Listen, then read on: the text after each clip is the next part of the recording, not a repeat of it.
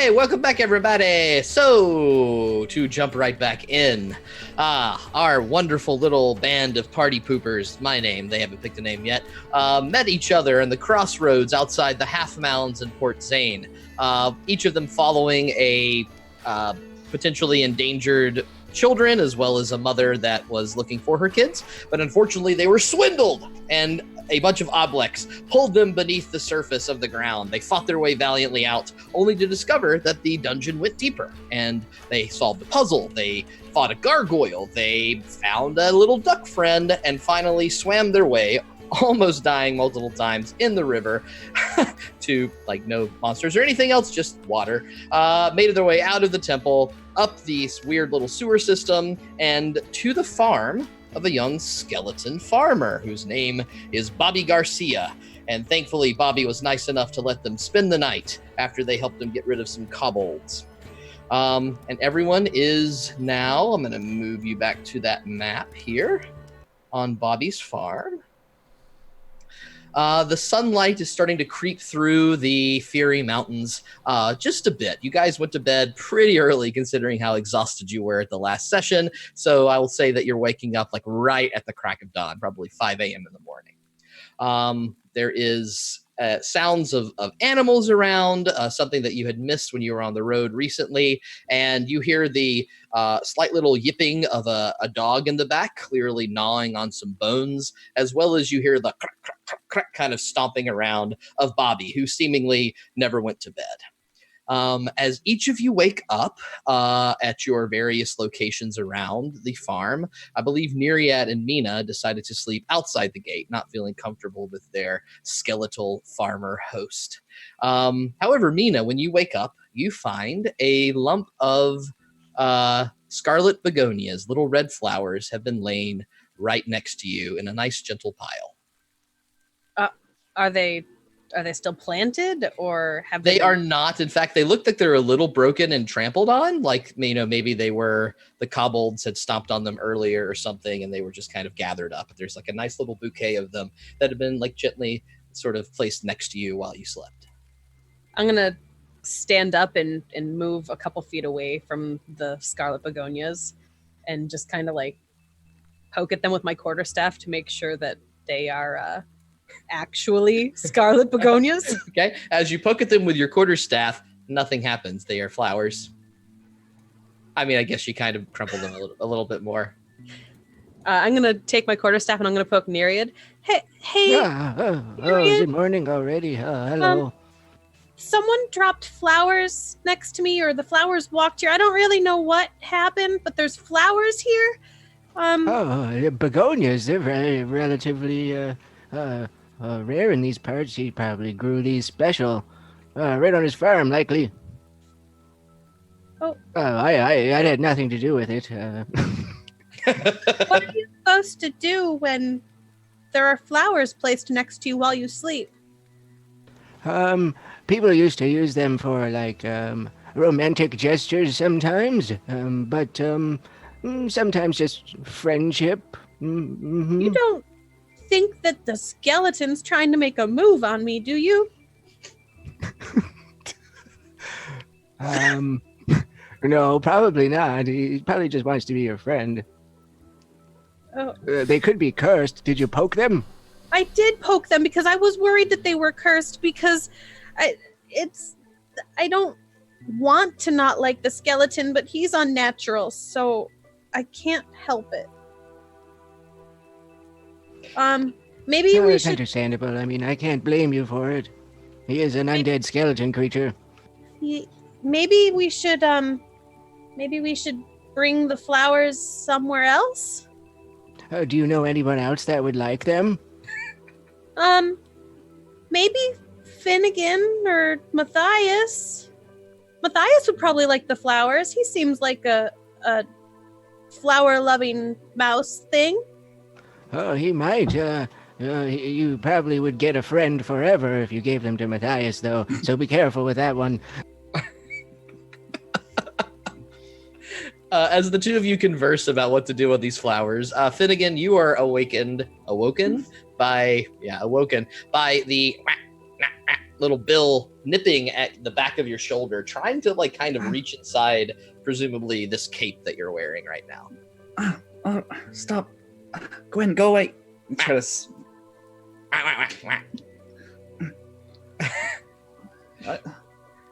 Hey, Feathers.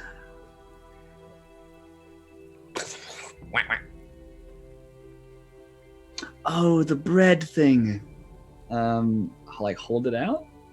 As you sort of like just sort of think about, oh, I need bread, and you hold out your cloak, you hear ding, and suddenly from out of the ether of the cloak, a freshly baked loaf of bread just sort of slides right out and plops on the ground.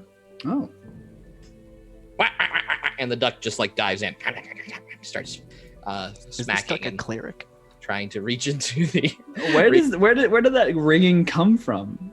You look as you sort of examine the cloak and chase yourself like a little dog chasing its tail. You see no like logical remnants of where the hell the ding came from. It's just a cloak. I don't like that. I don't like that at all. Matthias, you are sleeping up against a tree and I sort of hear some whack, whack, whack right next to you. You also are kind of sleeping next to the large egg that is about as big as you are. And as you sort of start to wake up, you feel a little bit of a rumble in the egg, a little vibration. It sort of jolts you awake. Okay. Yeah, he'd wake up with his arms covering all of his possessions. And as soon as he sees the egg, well, what's up so much panic, but obviously he's just woke up, would roll to this opposite side of the egg and like flip himself up with his possessions in his hands. Mm-hmm. And then just look at it and then go over and can I see anything moving in there or? With the daylight sort of peeking in, it's still a little bit of that sort of dusky feeling, so it's hard to see any shapes moving inside of it. But as you sort of reach out and put your hand near it, you can feel this sort of like humming and movement. The membrane inside is sloshing about with a little more rapidity than you felt earlier. Tap it on the top. Oh, you alive, are you? You hear this sort of like sound and it pause, and then suddenly you hear mirrors the sound that you made. It's far too smart for a child. Kill it now. Kill it with fire. I'll look around. Who's close to me? Yeah, that might be good for it. Finnegan and Feathers are pretty close to you. I'm like Finn.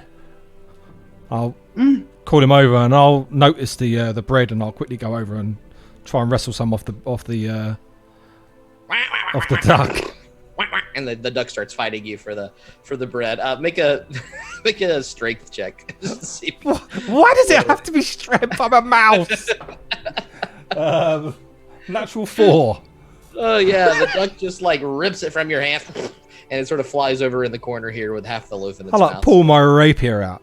I don't know. I think twice.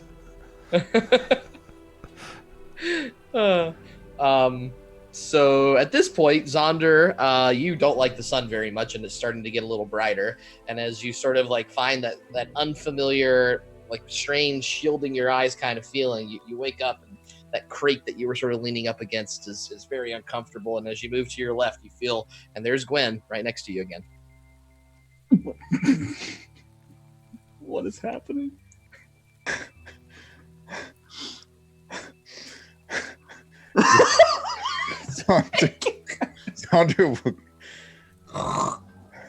Zonder scrambles away from her. And I think this, because you were sort of leaning up against him a little bit on the crate, Gwen, you sort of like slump down and hit the ground and wake up.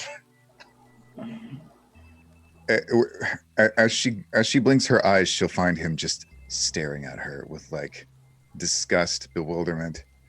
What is wrong with you? I just woke up. What did I do? Why were you sleeping with me again? I thought we had settled this before. First of all, I went to sleep before you. So if anyone was sleeping with anyone, if you were sleeping with me, sir. I would not have snuggled in next to you. Right, well, that happened while I was asleep, so I can't say what... What really happened? Only you know. Well, clearly you woke up in the night, came and found me, and then decided to sleep next to me again. You know, this is quite the This has to story you're stop. crafting yourself. This has to stop. As both of you sort of think back to the night before, neither of you were sleeping in this spot prior to going to bed. What's going on? Are they sleeping? In the nighttime, we both get up after each other and just lie down. Something strange in the neighborhood. Speaking of which, at this point, you start to hear, "That's a great little boy, Cassidy. Yes, you're gnawing these bones, and not anyone else. You're all awake." And you see the large, 7.5 foot tall skeleton, still wearing his overalls, carrying his little staff, and with his farming equipment next to him, emerge from out of the little dog pen here. Cassidy in the background, gnawing and munching on this set of small little bones that's been given to them. "Oh, it's lovely. I don't have to sleep myself anymore. So, as you probably understand, it's not necessary." Did you have a good rest? That was a lot of nuts. Well, I get a little caught up sometimes, yes. I have not had friends in a while, you see. That's unfortunate. all right. Anyway, we're gonna go. Oh, you're going already? No, please, just have a moment here. I thought we have some things to discuss. And you sort of look over near this crate over here, and you see that he has 7 different glasses of orange juice that have been sort of set about. Little glasses, I mean, sort of like mugs and cups, and sometimes like little wooden trunks that he kind of found around the area and turned them into little bowls and stuff with orange juice in them. And then little slices of watermelon have been placed on small little plates around as well. I will look over to that duck, and if it goes for it before me, yeah, I'll quickly go over and grab a cup and some Yeah, the duck seems so fixated on the bread, its normal meal, the thing that it's probably lived on for God knows how long, that it doesn't even notice. For just for my own reference, because I'll be pooping these out and for the foreseeable future, how big are these loaves of bread? They're fairly small, probably balances in your hand. Okay. It's yay big. Yeah. Okay. Right. I'll be dropping loaves. Yeah, very good. Bobby sort of gestures over to the things and says, I turned those kobolds into fresh fertilizer and put it in the orange grove, gave a few of the bones to Cassidy to gnaw on, and hopefully he'll stop going after my femur. Then I stared up at the mostly clear sky, and then I asked Selyun what I've asked her over the past few weeks. Why am I here? Or what is the purpose that I was brought back for? It's quite a question to be asking. Well, Selyun be praised, I've had an epiphany, and I thought perhaps we could all discuss it for a moment, if you don't mind indulging me. Yes, that sounds interesting. Walk over to it and take some orange juice and down it. Sip it. Enjoy it. Yes, I'll very like that. I'd love to lift make it a bit colder, but it's hard to keep ice out here. Perhaps it's fine. A bit of an ice box of some sort. I see. I see the others are outside. You've come along, yes? You're muted. You're muted. Well, luckily I hadn't tried to say anything yet. As Bobby had been talking, Mina had cautiously made her way in through the gate, kind of gave the side eye to Zonder and Gwen as she walked by them, and she walked up right as she heard Bobby praising Selyun. And she looks at the orange juice, looks at the watermelon, looks at Bobby, and says, Bobby, were you just praising Selyun? Yes, well, that's what I did when I was alive, and well, I don't imagine there's much else to do now that I'm undead, so, and that she's my go-to. Yes. And she hasn't smited, smitten, whatever smarted. of smite is. Smote. Has she done that to you yet? Smitten is what those two are over there. Smote is what I beg your pardon. you to me. No, yes, no, of course not. No, Shalyun, she, well, she has a purpose for all things, and whether she was involved in this, I do not know, but I do ask her for guidance as much as I can. Oh, okay. And she's going to gingerly go down and pick up a slice of watermelon and like take the tiniest nibble. Do you have the flowers with you?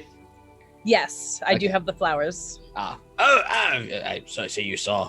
I knew that you felt a little uncomfortable, so I thought, I didn't want these to go to waste, and perhaps you would find this to be nice. Yes, Oh. Thank you, Bobby. I just want to make it clear that I have no romantic interests in a skeleton, and I was going to share the flowers with Matthias. I apologize. Where did that come from? If customs have changed since I've been dead, scarlet begonias are the pinnacle of friendship. You see, Oh, friendship. We might be able to try to become friends. Can I share the flowers? Yes, of course, and yes. Please don't pluck any. They're quite trampled by those damned kobolds. But yes. Would anyone else like some of this juice? And I even made one for your fine feathered friend there. Yes. Good. Come. Yes. I'll take some and kind of hold it down to the ground, like place the cup on the ground. Yeah. Yeah, feathers. Yep. Licks it up right from the bowl and after smelling it first. Yeah. I'll clean that up later. Narrate is. Oh, sorry. Go ahead. Narrate is just sitting over roughly where Gwendolyn and Zonder are, and because there's a bit of a fire there, just warmth from the well of fire that's in the middle of this guy's farm. Yeah. Yeah, it looks like a well for water, but definitely is fire. So I have this book open, and it got really wet the other night, and I had it fanning to dry it. How well did this? Excuse me. How well did this book dry out here? The book seems to be like it's practical for the usages that you had before, whatever you had described in it, but the remaining pages have kind of turned to mush. So it seems like the ink stayed, but the idea of using it for any other purpose would be particularly difficult. Perfect. That's all I need it for. Anyways, never intend to write any more spells in this book. Perfect. Yeah. So I begin by laying out all of the ingredients for the Find Familiar spell and begin casting Find Familiar. But I'm really bad at casting wizard spells, so this takes a while. So I'm just sitting over here kind of reading and mumbling to myself. Oh, okay. Well, now I need to burn the incense. And darn! I split one in half. Oh shoot!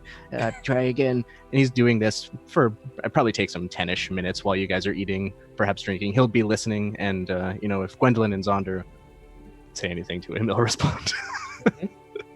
So does everyone that wants to has some That's watermelon? why I sat next to you guys. If anyone wants watermelon or wants juice, that you have plenty of it here, and seeing everyone partaking or not partaking and doing what they want. Just a feast. Just a whole. Yeah, it's nice. I don't know. So you have different backgrounds together, but this is lovely. This is like dessert for breakfast in a kind of way, and it's the ingredients are like magnificent, as I said last time. Seeing you all kind of happy, he sort of folds his bony knuckles together, and if he could smile, he would, as he sort of tilts his head. And, well, I don't mean to interrupt your breakfast, but I do have a quite a proposition, if I don't mind, if you would listen. Is that all right? Yes. Oh yeah, go ahead. Oh, yeah, I will listen for sure. And barely by the way, listening. Zonder has been avoiding eating any of the fruit this whole time, but finally he takes a bite of some of the watermelon, and his face lights up.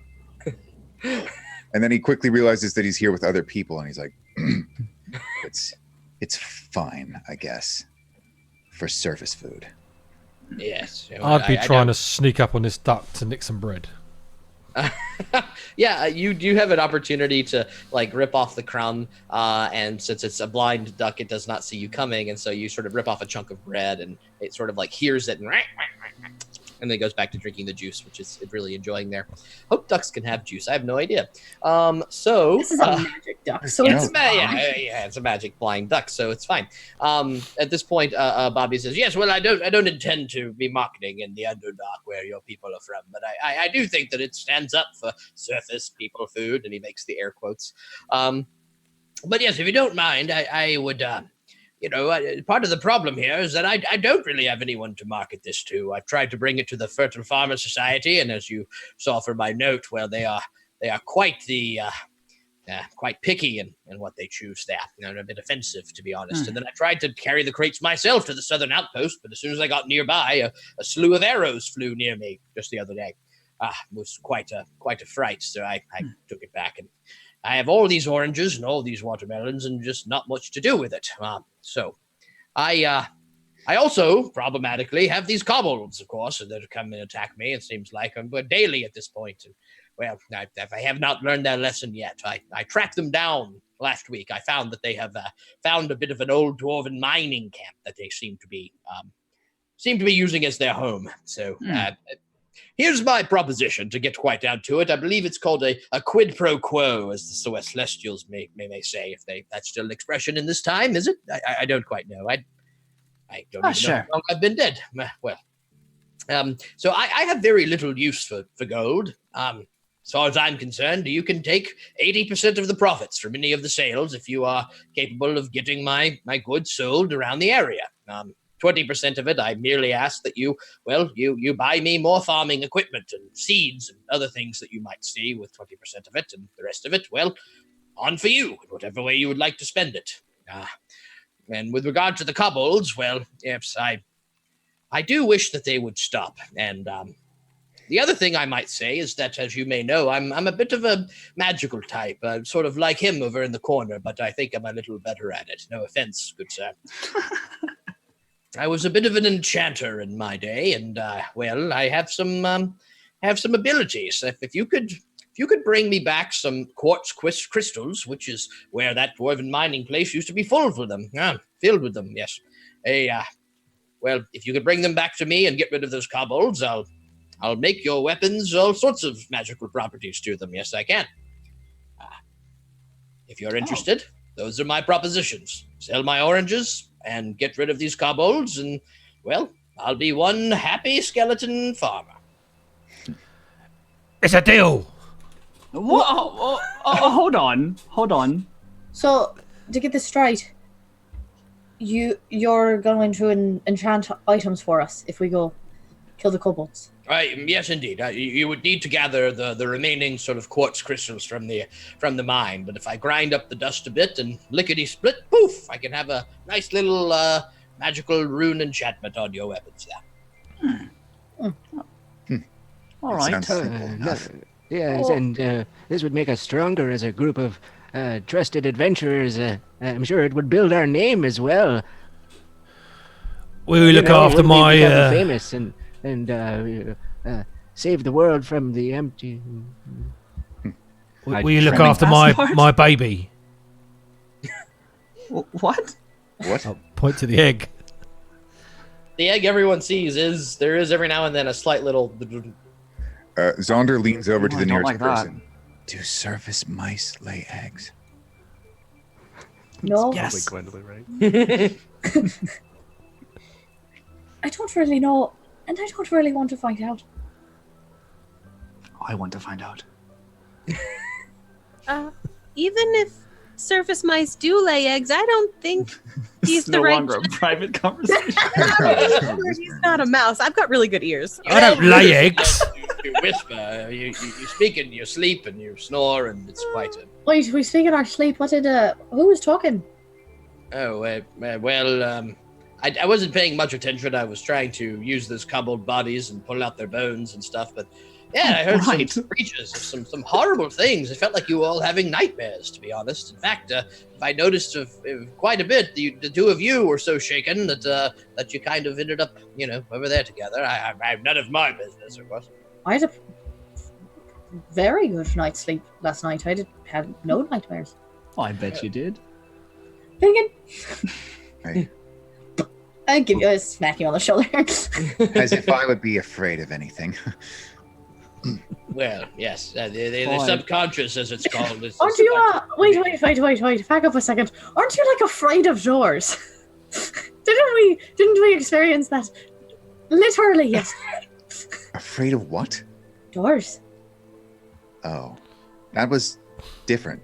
Remember, There was you had to something walk weird about that backwards, and then you fell down a slide, and we had to come after you. It was a strange door. I Mm. don't know how none of the rest of you understood. There must have been some sort of enchantment on it. Right. Oh, it was magical, but that's all I could tell. I'm sorry. Otherwise, See, I would told you.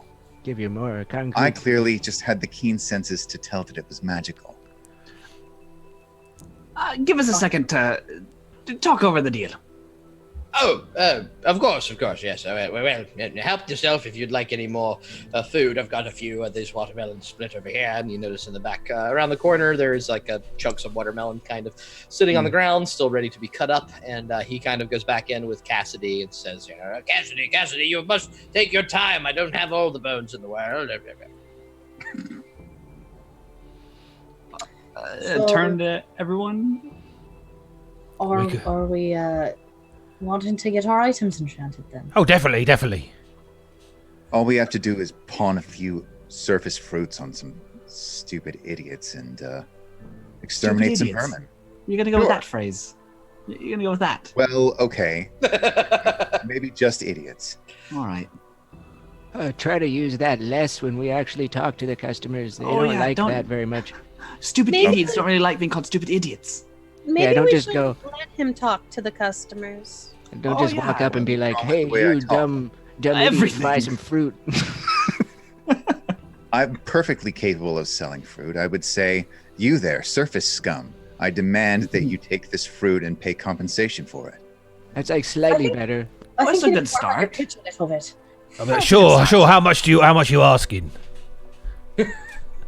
He doesn't have any fruit, Matthias. Oh. See, like I told you to. Anyways, I said discuss the deal. I didn't really care about.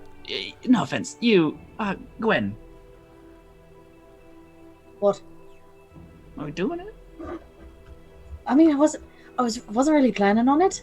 But then he was like, "Oh, you could have magical daggers and shit." So why not? Were you impersonating my arms flailing? I think you probably were. Noted. What? No. What? Nothing. Oh dear. All right. So All right, we're in. why not? And the kobolds probably they like to steal shit. So The kobolds are just small lizards, aren't they? They're just little stupid lizards. Oh, sorry. You have proton on you, right? No, not yet. So at this point, you're he, still casting. yeah, this is good close. timing though, because at this point he's probably finished, but Neria's not sure that he's finished. But the incense stopped burning, and he's like, I think the spell is done now. It must have worked. and then he just sits there for a moment, and then out of the sky, as high as you can possibly imagine, this tiny blue lizard just falls, and it lands really gently on the top of his head, just. That's it. And that's it. And he's not even sure it's there. And he goes, Proton, and he kind of climbs down onto his face. And everybody else, I guess this is the first time you guys have seen this. It's a small blue lizard with little gold finned ridges on his back that go down, and a little golden belly, big bulgy eyes, and he just kind of walks around on top of my head and around my body most of the time. oh, who's that little feller? And I'll kind of like walk up and like, can I? Yeah, his can I little pet- his little hands just kind of reach out towards you like this and pinch. I'm sitting there waiting for the zap because I see it and do it to Mina. He goes with finger. So as soon as he grabs your finger, you get a tiny shock, like you've rubbed your feet on the carpet too much. Oh. He's a But he'll little- still try to grasp, and if you let him, he'll spicy. grab you without shocking you. Oh, whoa. So now he's climbing on you. That's he has a mind of his own, so I don't really control him very much. Okay. He's loving Yonder scoots away from Gwen as soon as the lizard climbs onto her. it, playing around with it, being like, What's wrong, Zonder? his name's Proton. He'll be a good friend of yours if you treat him well. let him eat flies, and sometimes he'll just run off. Let that happen. He'll either come back or he won't, and then a couple of days later, I'll summon him again. Well, Matthias will Oh, obviously see Proton what? doing this with his hands, and he'll try and mimic that to Gwendolyn.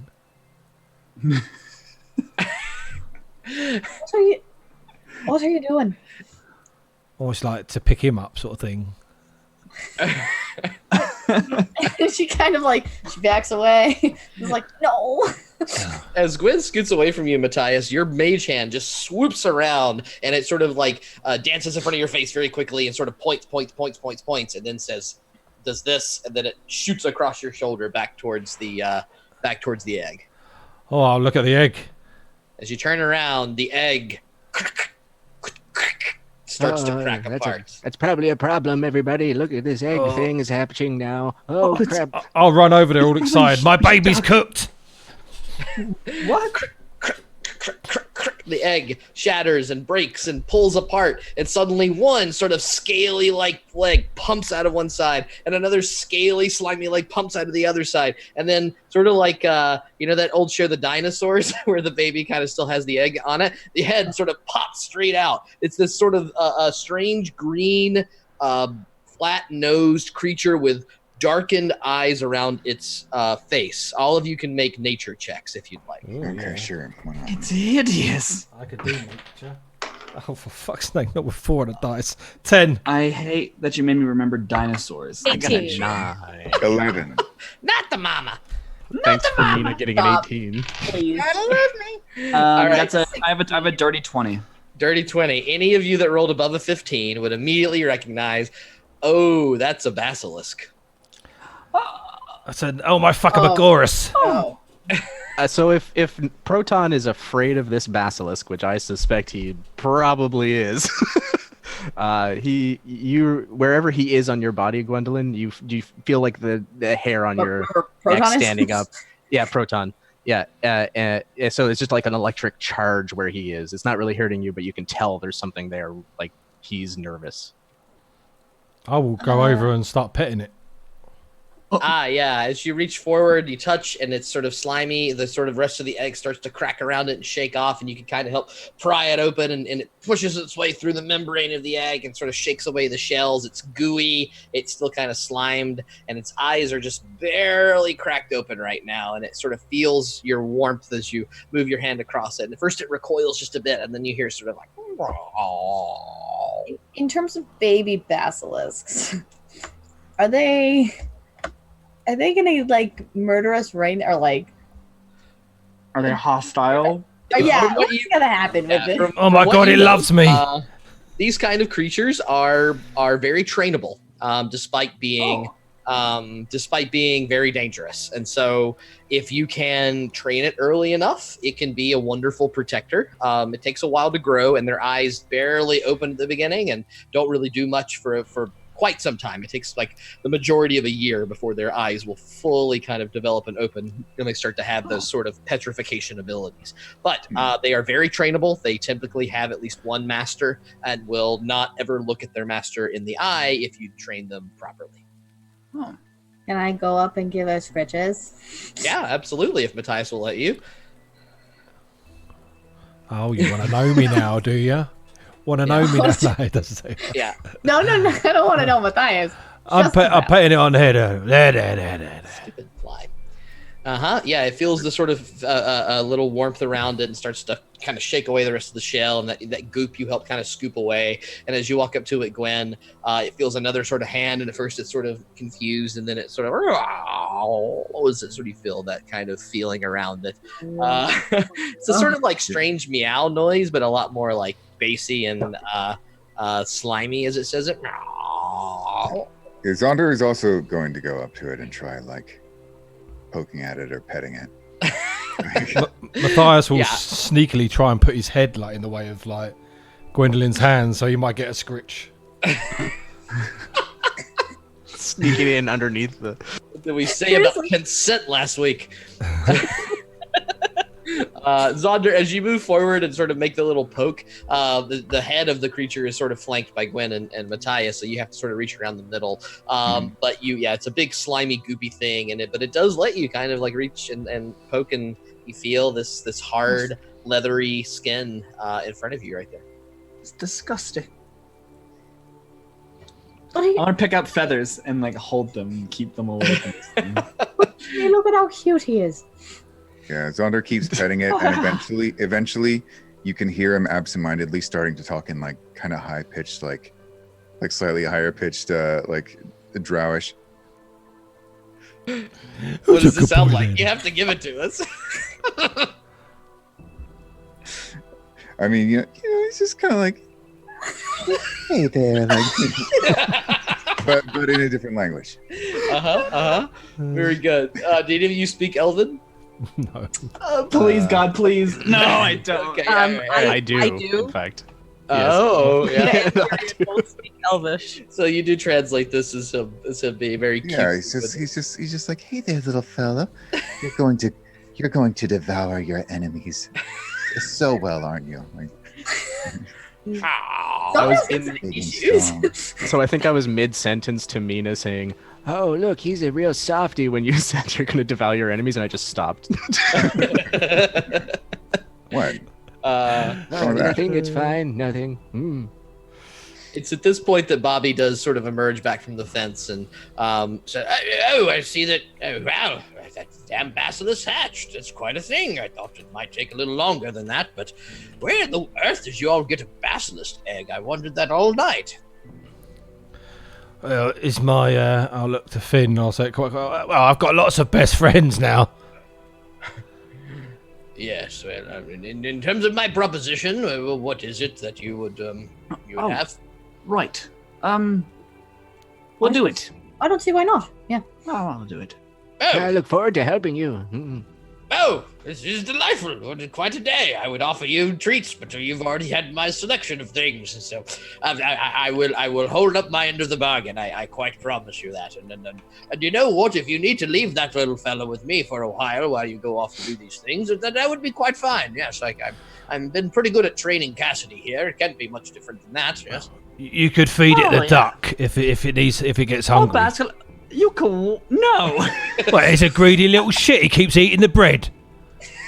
Well, it's his bread, Matthias. Is it? I mean, theoretically, you could also feed the basilisk mouse if you wanted to. We just Or need to that. find us some mouse. Some Right. edible ones. Did I manage to get a scritch, by the way? I'm sure. Oh this- yeah. I think that unless she was really paying attention, you definitely at least I grazed would have your probably hand. done like one, and then been like, and then Why is it greasy? Yeah, like Once you go mouse, more you like never go fur. back. Right. it like really grosses her out. She's like, no, and like goes back to the. rather have the scaly Yeah. basilisk. Oh, look, like, Leave Yeah, the- I mean, like leave the, if you guys nice- are paying enough attention, like when Gwen moves, she has like this kind of like diagonal skirt Body. thing almost. Oh. And on her upper right thigh, she has a tattoo of a snake, just like kind of like coiled there. But it's very like subtle and covered most of the time. But that's the little thing that she has. Just like Has Zonda seen it? Oh yeah, Zandra's definitely seen it. He's seen the other 7 that you have. I have one here. And I have not seen anything, I assure you. Well, you all look to be quite a happy family, as far as I can tell. And yes, well, I'll give you directions here No. to the Kobold camp, if perhaps you can get that taken care of, and then we'll start the shipments. And well, whatever ideas you have for rebranding, as you said, I'd be quite apt to that, as long as people know it coming from good old Bobby Garcia. Yes. Do you have any way to transport the goods? We don't have any Like a kind of cart. cart or anything, but if you had even a little one, we can probably find a way to pull it. Yes. we should probably do the kobold thing first, right? and then Oh, come yeah, back we'll take care of that and get that out of the way. route and Yeah, I tell you what, I'll have you a little cart by the time you get back. I do remember there being an abandoned farm not too far from here. I can pull something from there, certainly, yes. If you find a broken one, even if it's just all the little pieces, I can put it back together for you. Oh, So- well, good enough. Quick question. You said there was an abandoned farm. Why Yes. haven't you located to that one instead of this? This particular soil is much more conducive to growing oranges, which is what I managed to find some seeds for. There's the other farm. It's not nearly as nice as this one. They did have a cart, which was good. I remember. Oh. All right, it's good enough for me. which direction is the? How Oh, far is it? Yes, it's just a few miles. It shouldn't take you more than an hour or two to get there. And he walks to the front of the gate and sort of immediately points, like basically directly south, and kind of angles his bony arm, and a skeletal finger reaches forward. If you follow the sort of break in the trees in that direction, you should see quite a few tracks since they've been here so often. Follow those tracks southward and make a little bit to the right, and you'll see that there is this small mountain-esque thing that emerges right at the foothills of the Fury Mountains, and there is this, well, you can't miss it, quite a big camp. I'm going All to right. run and climb up Mina quickly to the top of her head and have a look. Oh. For where he's pointing. Hello, Matthias. I was wondering how long it would take you to climb up on top. It was just a ploy. I don't think I could walk that far. I did not mean for that to come out that way. That's fine. Welcome I to don't know what you're talking about. Sure. Perfectly innocuous sentence. Oh man, good stuff. Yeah. So I said that quite quietly while I'm looking for where he's pointing. So you have some time to gather your things and get ready, and you can leave the little basilisk in the pen here with Cassidy. Cassidy seems very interested in it, but it's in a very loving kind of way. There's no tongue. It's just like he makes the panting noise, but there's no tongue. So it's sort of- Dirty. I don't Bone like It's dogs prob- and basilisks. New It's probably best you keep it here right now. Nice. Yeah, you guys are welcome to start heading in that direction if you'd Oh. like. Whisper to my mage hand, go get me a couple of oranges. Swoops into the car thing, grabs 2 oranges, and sort of like rolls. You know those what are those called? Stress balls that you roll back and forth in your hand. It's sort of like doing that as it, and then starts juggling it forward for you, and then sticks them in your pouch. Gives I you a was gonna thumbs sort up. of stick it in my pockets, but obviously it'll probably look quite wrong. So yeah, I'll try and find a pouch to put a couple of big oranges in. You look like a Mountie walking around with big Walking around with like a couple of footballs. yeah. Oh my god. The sun starts to rise in the sky. Zonder, that's a bit uncomfortable for you, but you're getting a little more used to it, using your cloak successfully. Are you bringing the duck? What are you doing? Oh, yeah. So you said there was a hood to this cloak of buns, Indeed. and it sits like on my back, as most cloaks do. Mhm. Can I take the duck and like put it in the hood so it's like on my backpack, so it's not Almost on my as head? if it's like perfectly meant to do that. The slight little hood of the cape sags slightly, but you feel this little gentle weight in the from the feathers every now and then. But for the most part, Feathers is pretty content to ride along with you. And I keep. I'm gonna move. Oh, sorry. Go ahead. So I was gonna say I completely forget that the duck's blind, and I look at it and I'm like that. To the duck. Yeah, no response. I'm going to move over towards Finnegan, and with speech of bird and leaf, I'm going to go to the duck and say, now, Feathers, we're going to go on an adventure, and since you can't see very well, it's really important that you stay close to Finnegan, okay? He'll keep you safe. He likes you a lot. I didn't understand a word you just said. Oh, I don't know what sorry, she's saying. Finnegan, I was just telling the duck that you're going to keep it safe. Oh, yeah. I didn't cast Speak with Animals, so I don't really know what the duck is responding to me with. So I'm sorry about that, but you have to keep it safe because I promised Feathers that you would. Please. Is it like a blood oath? That's a big weight to just throw on me there. Oh, I You don't thought. leave the duck I- behind. Oh, I'm not doing that. I'll protect the duck. Well, what, I was to say I'm all right, but what about if we get hungry? Oh, we could eat. You Proton looks meaty. stole 2 oranges, Matthias. That's why I said I'm okay, but what about if you lot get hungry? Oh, we'll eat you. I'm not very edible. There's not much meat on me. I mean, you are Ready to go. Let's just get out of here. Just walk into the woods. Be careful now. It is Lost quite a, proton. You don't know where quite a proton. big camp out there. Yes. Bye-bye. You see this bony hand, and he runs back all excitedly and jogs in and starts, starting to tend to the watermelon patch a little bit more as you kind of march off in the distance. And so you start making your way sitting south. on Mina's shoulder. Making your way south. There is no road here. Most of the land still has that nice fertile feeling to it. So the canopy is fairly thick, although the light still pierces through, and it's a nice, lovely little day that you are all feeling as you march forth along the road. Anything that you'd like to go through while you're traveling toward the previously abandoned Dwarven mining camp? I'm trying to avoid talking to people. With my height difference, I'll keep on lookout. With your height difference. I'm on Mina's shoulders. Oh, okay. Go ahead and make Not a the perception. tallest of us all. Zonder is looking up there. He's a little upset. Or seems to be. He's like trying to hide it because he thought that Mina was his steed. Oh my god. I am not a steed. For God's sake, I haven't rolled over. What are you? You're not a cow. You're not a Debatable. steed. 12 perception. 12 on perception, yeah. You do sense that the area that you're traveling into is not as directly affected by the earthquake ramifications that you've seen around here. There are still cracks in the ground every now and then. This damn gnat will not go away. There are still cracks in the ground every now and then, but it's not as incredibly cracked and hurt as the area that you've come from previously. But other than that, you don't notice or see anything or hear anything along the way. Okay.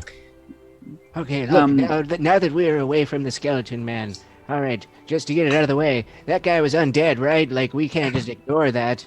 Oh yeah, 100%. Who really cares?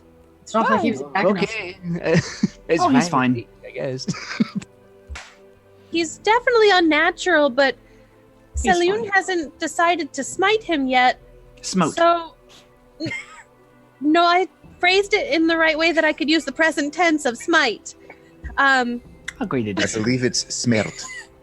Smelt. Oh no, smilt is what you read. You'll find out later. Game of Thrones has grammar jokes, so I guess we can too. Does it? It does, yeah. I'll explain later.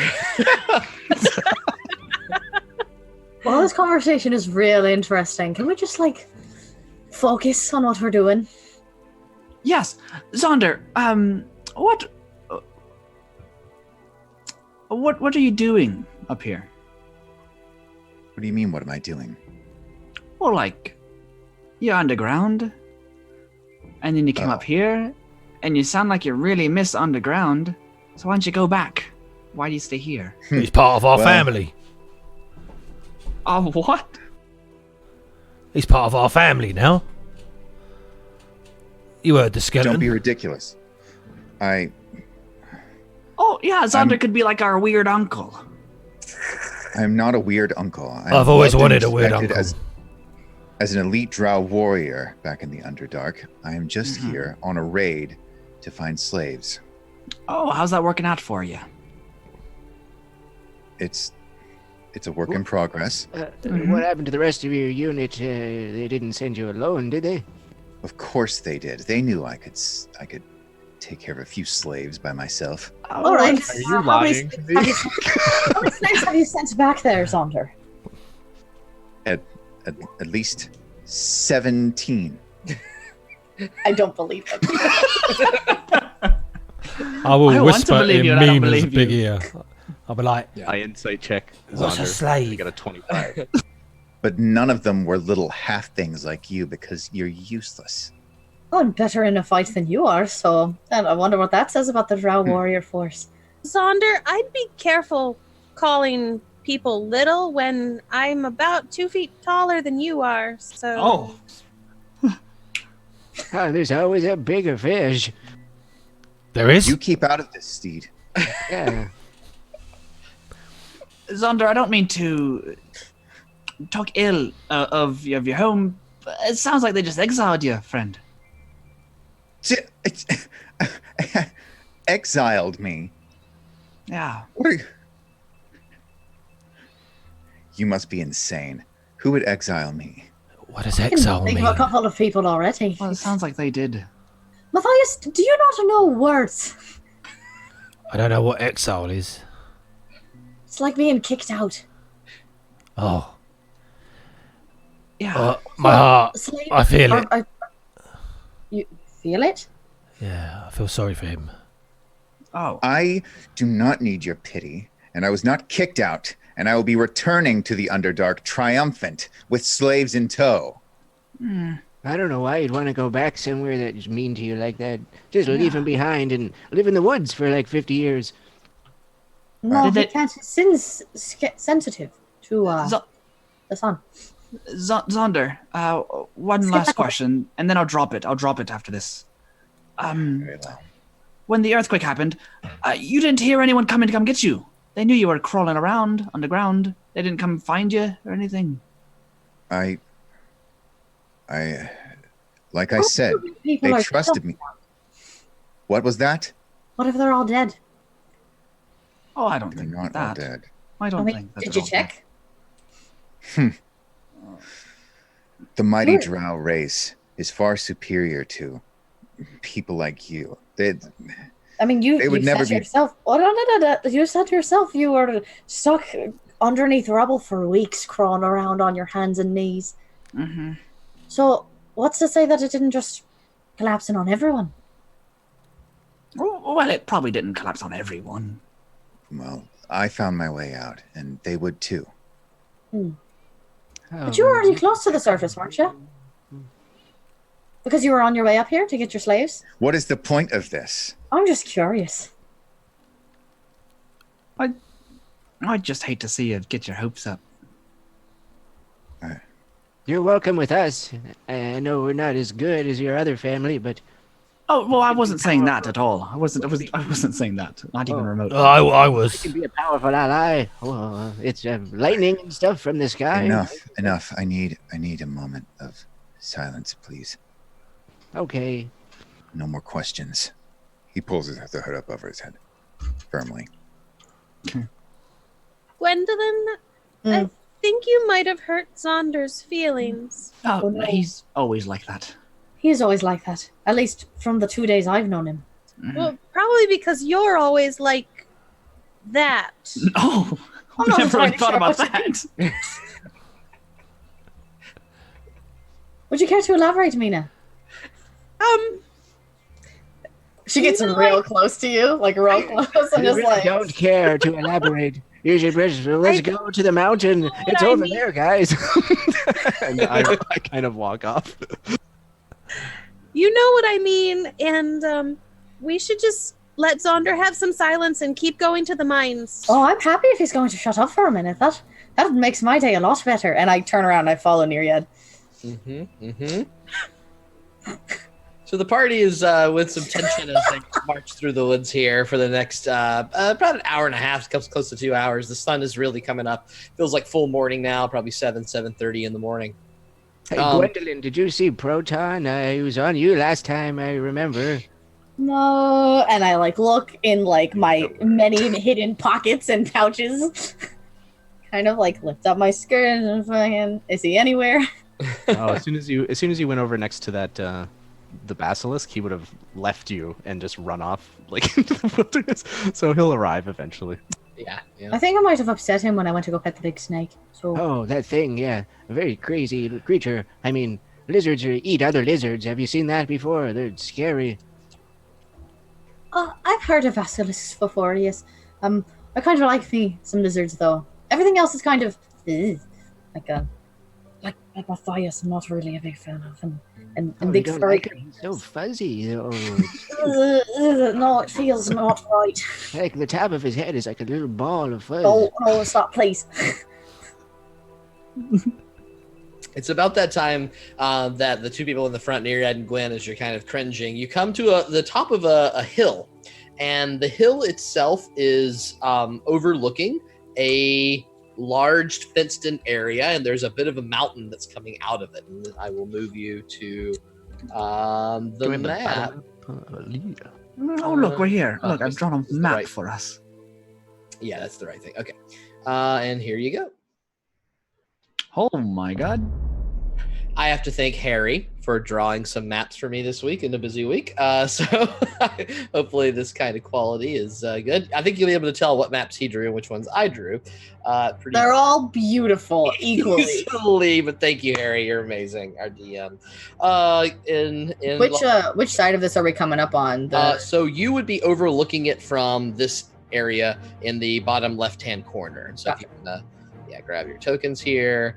In terms of the order that you arrive in. No, Nereid would be forward. You are crested slightly above this particular area. But as you kind of get to the top of the little hill that you're on, Nereid and Gwen make a perception check. All right. I'm still on Mina's shoulders as well, so 10. 18. Gwen, one of the first things you see, in addition to all this incredible fencing around the area and some structures emerging forth, you do see movement. And there is, just above the tree line, there is a tower reaching up out of this particular camp, and there is a blur of yellow that kind of moves back and forth across the tower, looking around. Okay, and it just seems like there's one blur of As far as yellow? you can tell, there's just one thing moving from where you are right now. And it's here? Yes. Okay. And about how often is it pacing? Is it, never stopping moving in that one area, or does it disappear? It's not even pacing, it's fidgeting. It's almost just kind of looking around, and then it just sort of shrugs and kind of walks to the other side and looks around and kind of shrugs. It's very erratic in its movements. All right, I turn back to everyone and I go and I crouch down and come here, everybody. Everyone else, I think, arrives at this point, kind of emerging around, and sees similar things to what Gwen is seeing, although she's seen a little bit of movement there. Go ahead, Gwen. So, and I'm being quiet. There's someone up in that tower. I believe it's only one person, but plan of attack. Do we want someone to go up there and get them? There's probably some kind of an alarm bell or something, unless these kobolds are morons, which they might be. But I could go up there. Well, you could just bring the tower down. No, can I aim at the tower from here? Much harder to do, and also a lot louder. Yeah, it looks fun though. Let me see. You are currently, this map is a little bit off from where you are. You're kind of a little bit off the map right now. So I'm going to say that you're about 150 feet away from the beginning of the fence, and the tower's inside the fence a little bit, probably back another 10 feet. So 160 feet away from this particular person that's facing right now. Would you like me to go and have a look? Yeah. So are you going to go to the same place that Gwen was, or are you going to go somewhere else? Matthias. Okay. Oh, sorry, I thought you were talking about... I thought we were talking to Gwen now, so... Well... How good of a climber are you? Because I'm not really seeing stairs on the outside. Look at these hands. Not very good. Oh, they're greasy. Okay. Well, maybe... But you're quiet, right? Yes. Quiet as a mouse. I give a stink eye right over here. Okay, so do you think you can take him out in one hit, or do you need some help? I should be okay. All right. I'll look around everywhere else, I suppose, and see if I can see anyone closer. It would get a little closer just in case something bad happens. We can help him. Why don't we get about 40 feet out? That seems like a good distance where we can see, but they might not be able to see us as clearly. Just Just looking at the layout, is there trees that I can climb up and maybe walk along the branches? To get over? There are some trees. They go right up to the edge of the fencing. The fencing is about probably say about 9 feet off the ground, and these little short trees some of the branches have been nipped off, but they cut off right at the fence line that you see on the map here, straight in front of the tree. Right around there. Mm-hmm. If you don't want to climb up the tower, I could just try and hit him with my crossbow. Right, but what if you miss? Then he knows. Well, what if he gets caught climbing up there? Then he knows. Ready your crossbow, and then if he fails, we can shoot him. Not Matthias, but the thingy. Oh, goodness. I thought you were talking about the mouse. The only issue with shooting someone and missing is that if you're not directly next to them and they start yelling, you can't put your hand over their mouth. You're kind of just fucked. But I think that having a shooter as a backup plan could be kind of useful. Let's go. We can do it. Have it your way. I'll get closer to a tree and I'll be like, give us some help. And I'll get my mage hand to grab me by the collar and help me climb a tree. Before that, though, I need everyone that's getting closer than this hillside. So you're all, again, about 150 feet away from the fence, 160 from the tower. I need a stealth check. If you're staying back, you don't have to make one. But if you're going forward, I haven't rolled over 10 yet, but 16. Okay. I'll stay back. I might at least get within crossbowing range, so like 100 feet. Okay. Although we're in sunlight though, aren't we? So I'll have disadvantage regardless. That's correct. Yeah, the sun is beaming down. In fact, the sort of canopy that was shielding some of the sun has been completely cleared from this area, and so it is quite bright in the morning. Not going to bother then. Yeah. 14. Okay. Proton got a 3, so Matthias notices him climbing up onto his back. A little shock when he touches you. Yeah. So, you do feel a little lizard as you start to move forward, kind of nip at your back and kind of buzz a bit. But you are so stealthy that you seem to crawl down on the ground and kind of move down the hill and jump up to the trees and hold your back to it, Matthias and Gwen, and they don't seem to notice you. Okay. I will try to climb the tree with the help of my mage hand. Okay, yeah, I'll give you an athletics check with advantage because your mage hand, since it can hold it can hold a quarter of my weight. So yeah. How heavy are you? Oh, are you 40 pounds? Yeah, I'm only 20 pounds. Mage hand can carry 5, right? Mage hand can carry 10. Oh, really? Yeah, carry half your Yeah, weight. so you carry half your weight. It's like I'm flying, or I literally walk up the tree. Then. You're like levitating. Yeah. A little careful about the way that we use this, but for now, I think it's fun. Yeah. Whatever. Athletics advantage. Okay, well that was the same. I rolled a double 12. Okay. Straight, straight 12. Yeah, as you merge up the tree, you do slip a couple times, but your mage hand kind of is there to catch your foot and kind of give you that lift back forward, and Just you make your hugging way. butt the whole time, just like, you got this. Watch your sort of thumb. make Watch your your way thumb. Into this particular tree right here. And as you start to peek over, you do notice the other structures in the area for the first time. There is a large tent in the middle here, as well as a lot of small tents off to the right side and a few over here. As you peer across the fence, you also notice quite a few other kobolds near the mine.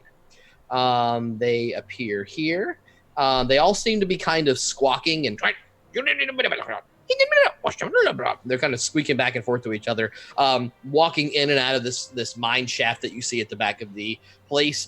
Some of them running out very quickly, some of them sort of like laughing and they kind of keep moving back and forth in that direction. Okay. I will sit down quickly, pull out some of the charcoal and paper that I've got, quickly mark out this map, and the mage hand will just carry it down to Gwendolyn and then come back to me. And I'll mark where the kobolds are. Yeah, that's nice. Take a point of inspiration. That's cool as shit. Oh, thanks. Very cool. Yeah. So you scrawled some charcoal and you get the layout. Pretty. Let's just make an intelligence check just to see how accurate you are, just for fun. I've got cartography tool. So how do I do it? It's just proficiency. Is it proficiency and my intelligence, isn't it? That's correct. Yeah, with the cartography schools. Oh, natural 20. Hey, there we go. It is like a perfect. In fact, This is the best exactly map what you I've ever see Harry seen. has drawn so perfectly for me in this map is incredible in the way that you see it exactly. The I draw same. like the dragon on it, the north, south. Yeah, and you did notice, Matthias, I'll add in here because it was so good. There were some cracks in the ground that are earthquake-esque as they lead toward the mine. You haven't seen those in a bit as you march through the forest, but they did seem to be around here as well. Okay. Yeah. So Gwen, So you obviously I can map. see this one at the top of the tower, yeah? You can. You could sharing directly at him, although he's just like lazily kind of looking back and forth, and every now and then he turns back and looks at the mine and kind of leans over and just wishes that he were over there handling whatever they're handling in that direction. So That's on what this you map, I would have drawn the kobolds and then directions that they were walking, sort of thing. Do I? Obviously, I'm assuming I'd need to see a perception to see any others. Yeah, I think that you're such a good position. You see, it's roughly 1, 2, 3, 4, 5, 6, 7 of them near the mine shaft. 2 of them in front of this tent here. You can't see everything because the tent's very big, and the mine shaft. There may be others inside of it, but from what you can tell, there are 1 in the tower here, 2 outside this particular large tent, and then a group of 1, 2, 3, 4, 5, 6, 7 near the mine shaft, moving back and forth and pacing in and out. Okay. So once I mark all these down, send that down to Gwendolyn so she can show the others, I will sort of like go across the branches and try and get closer stealthily. Yeah. How far am I from this kobold? You are, the branches kind of lean directly on the fence, so that's going to be pretty easy to do. But there is about a 10-foot gap between, we'll call it about a 7-foot gap between the edge of the watchtower, which is taller than the fence itself, and then the bottom of the fence. Okay. The tower reaches up probably about 20 feet tall. Right. I will stealth and nimbly go across the branches to try and get closer. Try and get myself a better position to take him out. Perfect. It's going to be a little difficult, but give me another stealth check. Yep. Oh dear. That's 13. 13. As you sort of try to make your way through the branches, you hear the kobold sort of whip around and look for a second. What do you do? Make myself really low. Okay. And you hide. Sort of hover down the branches, and the kobold sort of like How sneaks far am I around from and it? starts looking in the. You are Pythagorean theorem for a second. I will say that you are about 15 feet from it. Oh, quite close then. I will pull my blowgun out and just load it quickly. Like obviously slowly, and just get it ready. Peeking through and looking and trying to see. It hasn't called out or anything yet, but it definitely saw something moving and heard something as well. It's looking around very furtively as you stealthily load your blow dart in. Gwen, at this point, you've been able to look through the map and see what's going on. The rest of you, what are you doing? Did anyone sneak up with us? Me and Matthias. I think it was just you two. Okay. I stayed back. Zonder, I think, got a little closer. Other than that, it was it. Okay, I'm gonna try and find like a good sniping position to try and cover. Yeah. Go ahead and make a. We can call that a survival check. Oh, great. That's gonna. How awesome your ability here to find a good sniping spot. Oh boy. Okay. That is a 17. 17. You find such a good spot and kind of lay on the ground and get your crossbow in that prone position that is the most advantageous. So for this, any attack that you make in this position, your disadvantage is gone. You would have advantage from that. Technically, I have advantage. Yeah. Gotcha. Yeah. Perfect. All right. Anyone else? I was gonna kind of sneak back to everyone and be like, all right, this is the situation we have going on in there. And I'll kind of point to here's where the kobolds are and here's where this kind of stuff is and blah blah blah blah blah. And Did you draw this? Did you draw this map? no, actually it was Matthias. Oh, You're kidding. It's pretty good. It has apparently very nimble little mouse hands. So I could use It's a pretty. more It's color. exceptional. Yeah. so I think that after Matthias takes out that guard, we maybe could where this tree is here, and I'll kind of point to the tree next to the guardhouse. We could maybe all climb over the fence here, and then use the tree as cover, and then sneak in that way instead of going through the front gate. All right. And then we can all go together, and we don't have to be quite as quiet because there won't be anyone in the tower to overhear us. So that's what I was thinking. But, That's a good plan. Let's Yeah. see how if Matthias can take this guy out. And I'm gonna look up and do I still see this dude in the tower? Yeah, and in fact, he's like really looking intently and furtively into the branches. In front of I'm gonna sneak back up. Oh wait, actually, 1 second, Gwen. What? Can I see the map real quick?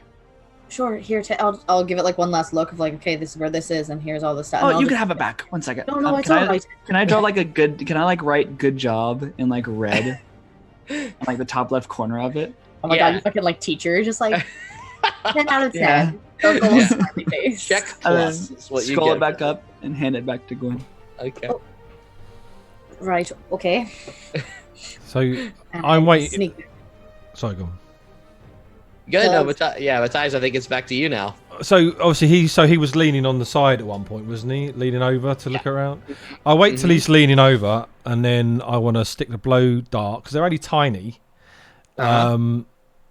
like into his neck, into a vein of his neck or something. Oh my God. Sure. He's not necessarily leaning over the back end of the railing like he was before. Now he's much more interested in hearing a noise in the branches and trying to figure out where you're coming from. But My Still point doesn't quite is, know you're there, so you I want him to, like if you were leaning on the side of something, because he's looking over, Right. he's leaning on the side. So if I managed to take him out, he would just slump. I don't want him to fall over, off, or anything. I just wanted him to I slump, see. Yeah. down. So Yeah, you get the sense that he's not going to fall off this tower if you hit him the right way. I don't here. want to. I don't want him to Do fall that. off his tower. I just want him to Perfect. silently slump. To slump over. Yeah. All right. Am I stealth? You are stealth. Yeah, well, he heard something but didn't quite detect where you were. So you can have advantage and sneak attack on this particular attack. Good. So for fuck's sake, I rolled a 6 Get and a that crossbow 7. ready. That would be an armor class 13. Just hits. Yes. Very Nice. good. All right. And so that blow dart streaks through the air, and you kind of see he's like catches your eye, and right when he's about to go and speak, It the was blow good dart damage though. strikes 15 damage altogether. 15 damage, and he kind of goes I forgot. and falls back straight on the tower and collapses on the tower itself, taken out in one blow. Well done, Matthias. So- One blow. So I'm going to sit on the branch again, and Uh-huh. then just look to see if there was any alarm or anything. Yeah, make another perception check. Come on, I've got to roll decent. Oh, for fuck's sake. Change the dice. 10, yeah. I might have to, but they're all the same. As far as you Perception can 10. tell, yeah. As far as you can tell, no. I mean, it's you don't see any immediate kind of Right. alarm being raised whatsoever. I'm gonna there was get a my slight rope out. noise. When he, Yeah. Okay. Yeah, there was a slight noise when he kind of hit the tower, but it wasn't very major. Right, seeing that there's palisades, I get my rope, do like a ring, and then knot it up, and I will walk over the branches and drop the rope, so it's like, like lassoing onto the palisade. Uh-huh. Yeah. The little posts. Yeah, the little post stuff. Okay. Once I've done, I want to be able to do that stealthily first, and then I want to go back and sit down. Is Matthias on this side of the fence still? Yes. Yes, he is. Okay, Yeah. And I in would fact, have been it's- like, I wanted to like be like, Matthias, kind of get his attention after like seeing the kobold fall over. Yeah, you see the kobold kind of slip back, and then Matthias kind of make this little lasso move here, hook it on the palisade itself, and then look down to you and the I'll mage look down, hand, I'm like- Matthias. Yeah. I'll be like, I've put a rope over there. All right, I'm gonna go get everyone to come over here. Oh, we're good for here. Right, I saw. What the hell is that? I don't know. That was the mage hand going over her. Yep. We're gonna climb over behind the tree and be all quiet like. So, don't be startled when we all come up. All right. Oh, there's no one else here. And I'm gonna go grab everyone and be like, it's all good. Oh, he did it. Very good. So you I will all go kind back of into my sneak around position. together, still being quiet as you can be, but it's that there is no one watching this particular side of what's going on. You make your way up to the fence and see this little rope that Matthias has kind of fixed for everyone. What do you do and where do you go? Just quickly, I will be watching the tower, and if in case anyone else comes up to check on him. Yep, very good. And Okay. I will ready a dart to shoot that person when he comes up, if he comes up. Yep, so you've readied the action. You're staying still. You've readied the attack action if anyone else comes up the ladder. Got it. Yeah. How tall is the fence? The fence is about 9 feet tall. Okay, so I'm gonna go right up next to the fence, and I'm going to like put my hands out. Come on, guys, I can lift you up. Well, it's a bit demeaning, but all right. You're here above you. Shh. Oh, sorry, I'm not really used to covert operations. To operations. All right. Help me up. Help. Oh, goodness. And I'll grumble and complain as I climb the rope. Make an athletics check, Gary. Sure. You have to make the wizard work for it. Does the rope Yeah, give totally. anything for climb checks now? Totally. Yeah, that's plenty. And you know, finding your sprightly spirit from feeling that this group of people are. Say I again. got a 16 for the podcast. Yes. Thank you. Yeah, 16 for the You're welcome. podcast. You are kind of repelling in a nice way. It hooks pretty well. You're going one step at a time, and it scrapes your tummy a little bit as you kind of get to the top, but you do manage to kind of drop over and sink to the ground. And then I think at that point, Nereid kind of like just sort of crawls over the fence and sort of looks at you oddly, and then leaps to your shoulder. Anyone Sure, else? Nina is helping other people up, or how you? Yeah, guys- Zonder is he'll begrudgingly accept by saying, "I begrudgingly accept" out loud.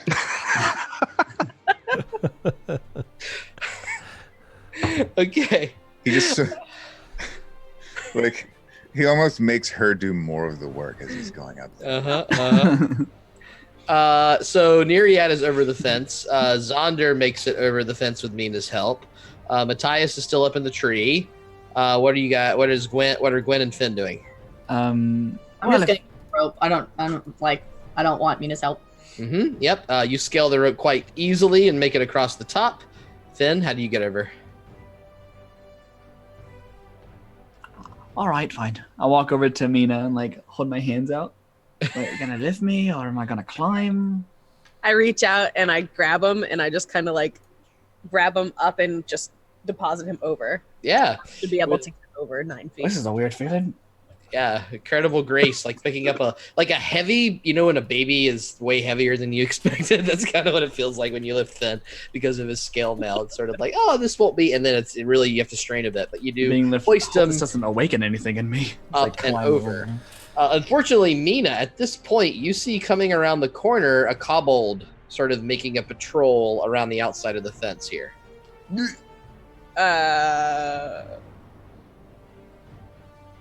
Can he see me?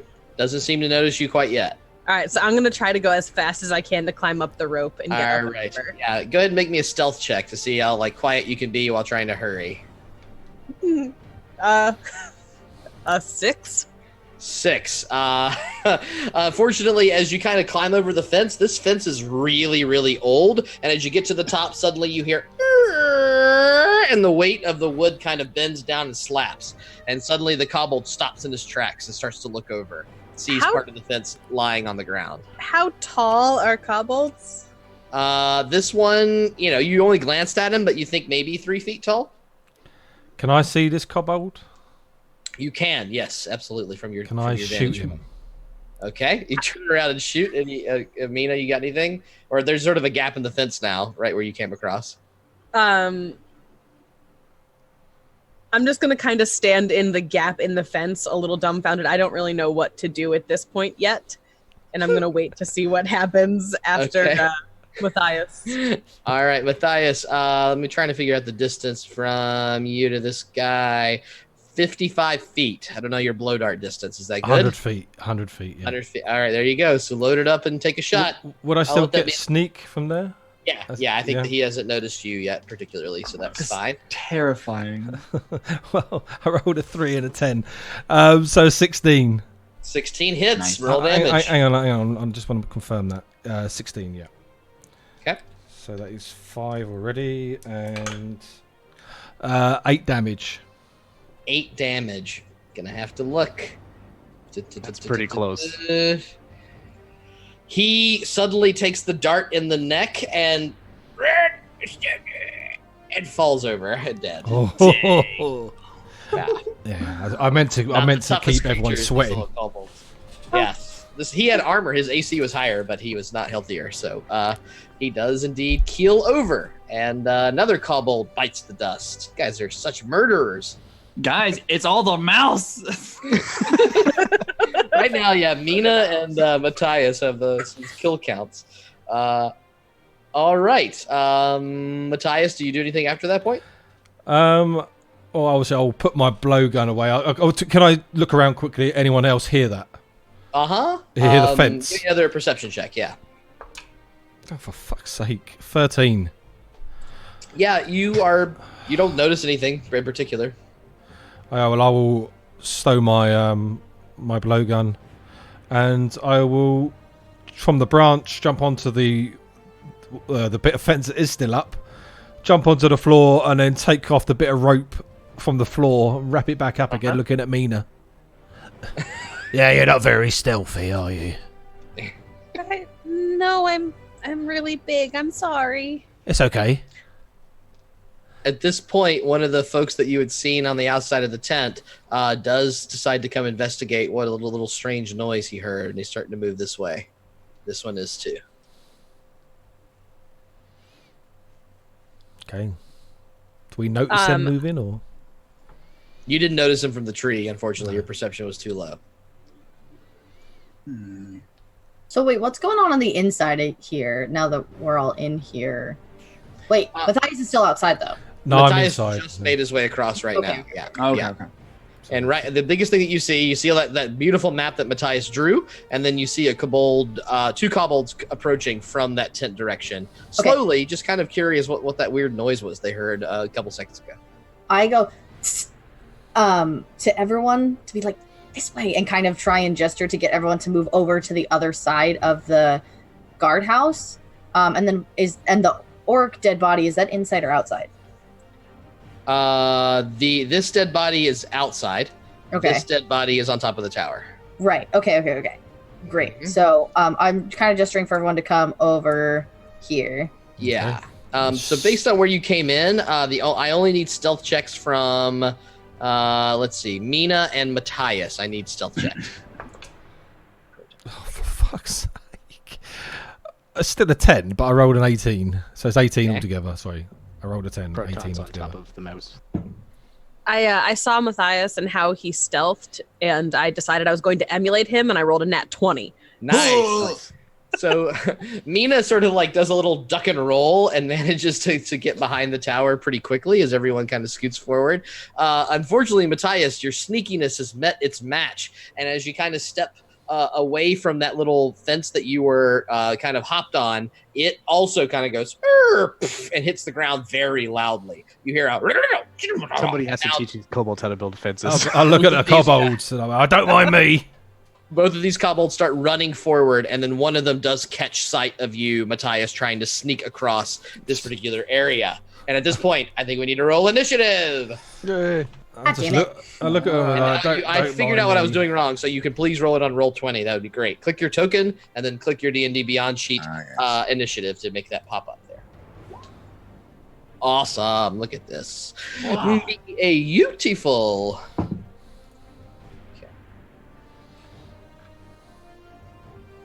Is that everybody? I'm still missing Gwen. Sorry, do I have to click my token, or will Yeah. it? Yeah, Okay. click token first. And then click your D&D Beyond sheet. It should populate it. Okay. Oh, you've not done this yet, have you, Faye? So I'm, click on. Yeah, I click- have. yeah. I don't have my shit in. Yeah, There we go. Beyond 20. there you go. We can just That put work? whatever number you got. Yeah, that Yep. worked. You Yep. got a 10. Yep. Okay. Very good. All right. Now I think Great. I clicked Perfect. this. Okay. Okay. Guy's so got a my 22. initiative was an 8. The other one's initiative was so bad. I rolled real bad on initiative. Okay. And now sending order. Very good. All right, Matthias, you've been spotted. You've been made. You're the first to act. What do you do? I'll pull out my rapier, like, You got me! And I'll charge towards the first one. Okay. And as I go to stab him, some magic will power through my weapon. And I will cast Booming Blade as I try to stab him. Okay. Here we go. Come on. 11 on a dice. That's 17. Oh yeah, 17 hits. Roll damage. Ooh, that's 9 damage with my High rapier. damage. You take him out in one blow as well, as he sort of goes, and then just the rapier slices this poor thing's throat. Blood gushes everywhere. The other one sees it and starts to go, but doesn't get out anything in particular because it's not his turn yet. And a bonus action, I will. Well, so how far did I move there? Are these 5 feet? Or I'll take it they're not. 5 feet, yes. So that's 5, 10, and then 15, 20, 25, and then I will hide as a bonus action. Very good. Oh, for God's sake, still a 19 though. 19. Yeah, you seem pretty stealth behind that little tent that's over here in the corner. Next on the order is Zonder. What are you doing? All right, so there are only 2 guys over here, right? Only 2 that you can see, yes. Well, we don't know their guys. We also don't know their guys. Okay, One, so kill one. I don't see any of these kobolds over here yet, right? Correct. Over Well, you here. see them, but they're not reacting to you quite yet. Hmm. You can sort of see them. There's a couple that are poking out the fence. Some of them are blocked by the tent. All right. I guess I won't pick a fight with them. Was that an option? I know, right? All right, I'll shoot this guy then with my crossbow. Okay. All right. That is going to be 22. 22 hits. Yeah, pretty good. These poor things. Let's see, and that's going to be 9 damage. 9 damage. And once again, you were targeting this one? This one, yeah. Yeah, very good. And once again, the crossbow bolt just sinks in very quickly and spews blood outside of them, and you drop this guy in a single hit as it falls over dead. However, the sound of some rapiers and some crossbow bolts flying across the scene, we have a few others now joining the fight, and you see emerging from outside the tent a couple other kobolds. If I could get this damn thing to work, there we go. Lies, cheat DM. They were never there. They definitely were. There we go. Token layer and token layer now. Okay, so you see 2 people emerge out of the tent, sort of looking over in the direction. They see 2 dead friends over here in the corner and go, and start screaming forward, but they won't get their turns yet. It is now Mina's turn. Oh, sorry, Zonder, if you have anything else, you can do it. No, I'm good, thanks. Okay, Mina, you're up. All right, so I'm gonna move to here so I can get a better vantage point, Mm-hmm. and I am going to chuck an ice knife at this one. Ice knife. Ice knife is awesome. Awesome. Okay, go ahead and make the.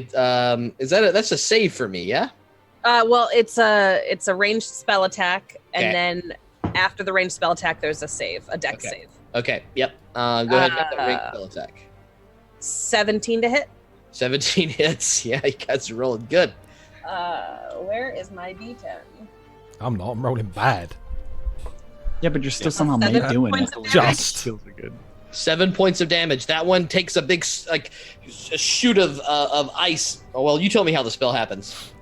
So a crystalline ice shard forms in my hand, and I chuck it, Mhm. and it gets stabbed into the chest of that kobold, and once it hits, it's going to then explode in like a bunch of beautiful little shards, so it looks like a little snowfall, Uh-huh.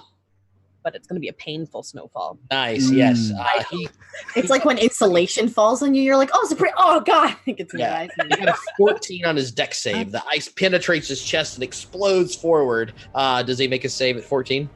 No, it's 15. Oh, wow. Okay. It's each creature within 5 feet of it must. So his friend will also try to jump out of the way and fails as well. How much does that explosion deal? An extra 7 points of damage. 7 points of damage. So now the one that took the ice in the chest and sort of like stumbled forward, screaming. He now bursts from his chest forward. His buddy is covered in these ice shards and gets hit for 7 damage. His buddy is still alive, but he indeed is dead and has fallen down. You guys are making short work of all my pretty kobolds. However, this one was quick on the draw, and it will look at you, Zonder, and fire a bolt. Did you have anything else in your turn, Mina? Nope. I just moved back. This one will be able to fire a bolt towards you, Zonder. Does a 15 hit? Just barely. My AC Barely. is. Yes, he does sink in, and you suffer max damage, 7 points of piercing damage as a crossbow bolt sinks straight into your shoulder as it screams. And then you start to see these other kobolds suddenly turning and facing other directions. And that is his turn. Finnegan, you're up. Great. So this like mound in front of us. How tall is it? The mound in front of you, it is probably 3 feet. It's sort of like inclined upward. Yeah. Okay. So I'm able to like get underneath the tower. Yes, like, definitely. Okay. Okay. Cool. Okay. In that case, I would like kind of sidestep to get like right underneath it, I guess. Is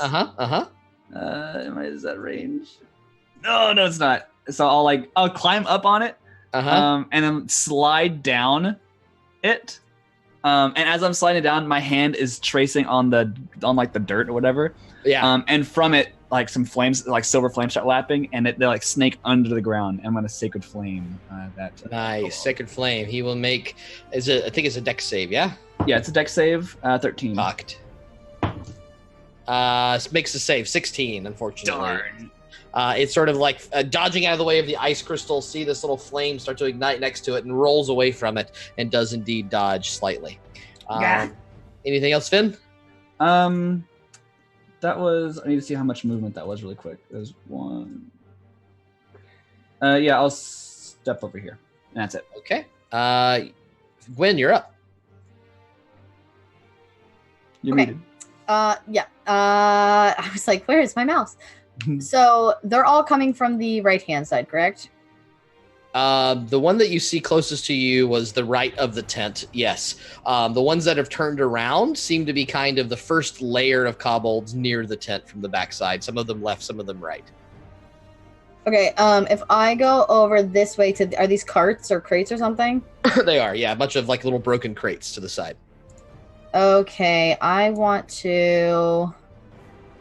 kind of want to like quickly run over here to this to like this tree. Yeah, it's a little bush. Or bush or whatever. Yeah. And kind of get a different viewpoint on everything. And if I get, so I'm gonna do that. I'm gonna run. I'm gonna try and stealthily go. I don't want anyone to see me. So I'm like. Awesome. Go ahead and make a stealth check as you move. Make those noises. Do you like? Yes. We'll call this the hide action. Ooh, that's good. Stealth. Yeah. 23. 23. You are just like ninjaing around. You leap behind some boxes. You do a little flip and turn and like skirt your way beneath the bushes. You see that there are 4 kobolds that are currently turning and starting to look and see what the noises are, and starting to move their way forward just a little bit around the crack over here. Okay. And the other 3 seem very intent on looking at the mine. They have not even like flinched since the stuff is happening. You also note from this angle that you can see that the other guard that was positioned out here has turned around and sort of like wondering what's going on behind the tents over there. Okay. I am going. You said that you were calling it the hide action, right? So I couldn't. Yeah. Okay. So yeah, I will stay there. Here are you? I think you're. I forgot to fucking move my token. I like pointed to it, but I forgot to move it. I'm there. Yep. And waiting. Perfect. Well hidden in those bushes. Nereid, you're up. Okay. Nereid looks around for Proton. He doesn't know that he's with Matthias right now. So he looks around for Proton. Doesn't see him. will remain sort of hidden where he is, but he'll activate mage armor because he knows things are happening around him now. This is dangerous. So these electrical bands form around my body as I cast mage armor, and they encircle me and protect me from damage. Fantastic. All right. Anything else? That's it? That's it. Proton is on you, Matthias, and he scurries to the very top, the tippy top of your head, and is surveying the area with his tongue darting out in various directions. He's as alert as you are. Oh, I like him being there. It's like, I don't want to Throw say him it, at but, people. you know. So, is Proton slimy or are they dry? Oh, he's dry. He's like an iguana. Okay. Very cool. Very cool. All right. Back to the top of the order. Matthias, you are up. Okay. So obviously I am stealthed with a 19 still. Yes, definitely. I'll move to here as a 25. Can I see this one? Yes, you can. I don't know how far. He's that been is. hit by ice shards. He's rolling around in the dirt. He's not very subtle right now. I will stick a dart in him. Okay, make an attack roll. That's advantage in like stealth. Oh, 15. 15 hits. I can't roll over the 10. I'm struggling. Yeah, it's all right. Then you don't need to do it for these guys. It's more of an attrition fight. A dart is a 1d4. So Oh no. 1, 2, 6 plus 4, 10 damage. 10 damage, and he, catching his last breath, sort of looking over his shoulder, reaching back towards the other friends. And another dart sort of spikes him in the heart, and he just kind of keels over and is also dead. Well done. And as a bonus action, I will hide again where I am. Very good. Go ahead and make that stealth check. Oh, God, 10 on a dice. 18. 18. All right, Zonder, you're up. I'm so All changing right. dice at a break. Zonder is going to step, let's see, right around here. That should give me line of sight to these guys over here, right? Yes, it does. All right. Yes. Are you being stealthy about it, or are you just going for it? I'm just going to go. Well, I guess I could be stealthy about it, but yeah, might as well. Okay, yeah, go ahead and make a stealth with your movement. You're not trying to. I would still be able to attack, right? Like, it's sort of the difference between trying to hide in a bush that Gwen did, or just trying to be quieter. So if you want to just be quieter, make a stealth check, and we'll just see. all right. For that. I'll just make a quick stealth check and see if I can be quieter. That's an 8 overall. It's 8 not good. overall. So yeah, you do try to be quiet, but unfortunately, at this point, you kind of bump into the tower, and suddenly a giant kobold body just like falls to the ground. And Zonder just like fuck it and takes his crossbow and fires into the middle of these guys. Fantastic, yeah. And you sort of hear the bubbling noise around you going, and they seem to be very aware that something's going on finally. All right. Now I am going to be rolling with disadvantage, I think. So That's correct. let's is see the how part- this goes. This is the part where we say they have a cave troll. I mean, they seem very intent on looking at something on this Yes. line. That's the one I'm probably going to play with. That's One a angry dwarf. 13 overall, and this 13 overall just hits. Yeah, you managed to Oh, sink okay. that arrow into this poor little kobold here. Make your damage roll. Okay, and then after I make my damage roll, I am going to go ahead and activate bursting arrow. But let's deal with this first. Okay. And that is 14 damage on that guy. You just decimate him as Yep. he sort of goes, and he sort of makes a step across one of the cracks in the ground, and he just gets like pierced by your arrow and falls back into the crack and kind of falls And through. that catches the attention of the kobolds around him because it's glowing rather, it's sort of glowing purple, and then it just Okay. erupts with light. Uh-huh. And heals, let's see. Everything within 10 feet of it takes 2d6 force damage. God. Okay. Wow. Yeah, you can hit this guy and this guy here. You ever see the game Painkiller where you shoot the big And that is 6 people. damage. 6 damage. Both of them are sort of like, oh no. You can kind of hear them. They say, "Oh no!" Yeah, the same in every language. Oh no! And suddenly, boom! A big burst of light energy does seem to. Is it fire? What is the kind of effect? Force damage. It is force damage, yeah. So it it's kind of just- knocks them to the side a bit, and they're very like not unsure of what to do. Very know two nice. words. All right, Mina, you are up. Unless you had anything else, Sonder. That's it. Okay, Mina. I am going to move into the cover of this tree. And oh gosh, that's like 60 feet away there. I'm gonna, and he's not close to anything, is he? Curse him. I'm gonna throw another ice knife. Yeah, absolutely. Make that attack roll. And which one? This one here? Where's my clicker? This one. Yeah, you got it. Okay. It's the only one I'm close enough to. He will make his dex save. 18. 18 hits, definitely. And his dex save is 13, which I think is a fail. It is a fail.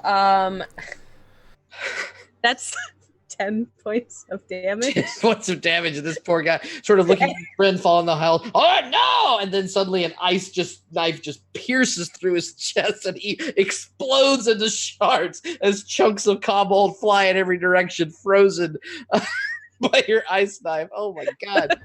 He is dead. And yeah, Are we the baddies? Is there 5 feet? It's only 5 feet for that ice knife. It's only 5 feet for ice. Okay, so nothing else is hit just by a it. family of God, kobolds. okay. We all have hats with skulls on them. Family of kobolds that are just miners. That's what it was. And at this point, you do see even the ones that were looking at the mine have finally turned around, wondering what the hell is going on in this direction. They seem to be, from what you can tell, especially Gwen, the rest of you aren't quite sure, but the two that are closest to the mine are wearing really nice armor. And the one that is closest to the mine seems to be wearing more like roby kind of items and is carrying a small wand. Good, so the mage. Yes, your DM told you there's a mage there. Okay. Amazing. Two tanky boys and one mage. Got it. Mina, anything else for your turn? I'm gonna try to hide there. Yeah, you've already used your action. I don't think I can't. bonus action hide. But you can feel as if you're in the tree. I'm under the tree, and I'm pretending like I'm hiding under the tree. Okay. Your head in the leaves. This guy is dead, so he doesn't get a turn. Finnegan, you're next. Great. What's this? What is this thing in front of me? This rectangular object. Oh, it's a small tent. Oh, great. Yeah. Is it an action just to trample over that? To trample Just- over just- it? yeah, It just wouldn't like be an action, but it would be like difficult terrain. You'd have to sort of like claw your way through it. Okay. So I'm okay with that. Okay, so you'll. I just want to make sure there's not one in there. Yeah, so this 10 feet of movement will cost you 20 feet. But That's as okay. you tear through, there is nothing in there from what you can tell. You Great. kick a pot at some point. That's about it. Ow! I got to decide which direction. I guess I'll go right here. Next. Okay. Is that within range of the tent, or would it be one square over? That would be This big if someone were here, then yeah, you would be within range of the tent. Yes. Okay. All right. Then never mind. I guess I don't really know if there are other kobolds right there, do I? You By the could mine? try to tell. I can see into the tent. Yeah. We Okay, to pull the perfect. flap Then, back. then that's what I want to do. I want to look into the tent and see if there's any you- more boys in there. Yeah, you pull the flap of the tent back, and it is empty. There do not seem to be any other kobolds in the tent itself. They all seem to have other duties. Clear. And I will. I guess I'll just. That's just my turn. Because I don't really know there are other kobolds by the mine entrance, do I? So You hear some things, you see some movement, but it's hard for you to get a perspective on it from there. Yeah. They were marked on the map that I drew. Oh, they were on the map? Okay, cool. Then I do know. So I guess I'm gonna hold sacred flame then. Okay. If they come within my sight, I can't really see them. Perfect. So if anything comes within your sight, they will be burned by the light of Selyun. Love it. All right. Specifically in Gwen's area, not behind me, but in Gwen's area. Got it. You're aiming over there looking for stuff. Good. Yep. All right. Finally, some of these boys get a turn. Girls and boys. All right. So this one's going to run in this direction, back where his friends were. And I don't like that you're saying friends. Yeah, unfortunately, Matthias is hidden. Okay, they're all still fucking thieves, guys. So let's like calm down for a second. Yeah, you're just in range there, Zonder. So it will make a crossbow, or it was actually got a short bow. Will make a short bow attack at you. Does a 13 hit? No. Unfortunately, it pulls back the bow, flings the arrow, and you manage to duck your head, dry it down just for a moment, and it sails beyond. That is its turn. I think on the next thing I had this. Oh, wait. Hold on a second. Figure out what I did here. Yes. So this one's initiative is also the same. Why can't I grab this? Oh, there it is. So it's going to march across its two dead friends and start moving forward. Oh my god. It sees you, Finnegan, and it will just take a hand axe and just chuck it towards you. You can see him, by the way, And now it as throws well. the hand axe. Does a 11. Does an 11 hit? No, bring up my shield, and it just Chunks right Bat off it your away. shield. And it sort of reaches in and pulls back Yeah. out this long Sacred spear that flame. it's holding. Prepared action, Finn. Yeah, Prepared is that action? yeah. I was gonna wait till he was all done. Is he all done? You can go ahead and do that. There's a couple other things that are gonna happen here. Okay. Yeah. So in that case, he just needs to make a dex save of 13. Okay. He fails. Nice. That is 1d8 of radiant damage, and that is 6 points of radiant damage to him. 6 points of radiant damage. He erupts in flames. Can I Radiant energy. Can I like catch the axe and like throw it back at him? You can. And then like it like lands next to him and like fire explodes from it. Oh, cool. Yeah, just for flavor's sake. Yeah, Yeah, absolutely. not As to you're throw. holding that sacred flame ready, and the axe comes towards you and lodges in the ground. You pick it up off the ground, imbue it with your energy, and just like Yeah. those axe throwing places, you chuck it over your head, and the axe flies way past him. But the Yeah, I wasn't even aiming, erupts. just to bring it over there. erupts Cool. around him. He I'm hurt. content. All right. This little creature will be moving in this direction here. Okay, so your armored boys are moving over this way and this way. And then the little mage person is in this direction. And I do believe she can see you, Finn. Let me double check. Interesting. Yes, there we go. So, yes. No. You see, this one looks a little different. It doesn't have that kind of Girlfriend. kobold lizardy skin. It looks much more like a green goblin kind of type. And she seems to be shouting some commands to the other. And it pulls back her wand and flings it in your direction. I need you to make a dexterity saving throw. Okay. Do they never mind. Dexterity saving throw. Nice. This is so good. Awesome. That's a 6. 6. You feel a mist of poison chuck into your lungs, and just similar feeling than what you felt recently. You start coughing and you suffer 4 points of damage. And let me double check and see if that immediately takes effect. I'm getting poisoned so much. Noxious gas. That should have been a con save, that not instead of a dex save. That's my fault. Okay. Do you want me to make it again? No, keep the roll, but would it have changed anything? 7 beats it, right? It does not beat it. Okay, I just wanted to double check and make sure I was doing the right thing. Yeah, so you're not considered poisoned, no, but you do suffer 4 points of poison damage as this like noxious fume kind of skirts across the area, seemingly empowered by something. You said in my mouth? What does it taste like? It tastes like. I bet you weren't expecting that question. Yeah, I was not expecting that question. It sort of tastes like the lime flavor of these hard seltzers. Which bullshit. Don't get the lime. Get the black cherry, wasting money. or the rosé, or even the wild berry. But the lime is fucking shit. So that's Not a what. White Claw. Is Is it that- White Claw? No, this one's called Bon and Vive. Oh, okay. So it's Not just some other sponsored. basic ass shit. Yeah, right? absolutely. Not sponsored. Cheers in the chat. Okay. The other armored ones are sort of waiting for commands, and that is almost every. Was that everyone? Oh yeah. So there's one more. And so you see this one over here start to emerge forward and rush toward the edge of the fence, and that's all he can do. All right, it is now Gwen's turn. Do I see that one coming towards Okay. me? Yeah, that's pretty simple to see. He's not trying to be stealthy at all. Does he see me? I'm stealth 18. Can't tell. Okay. Okay. I have an idea. Great. So I'm gonna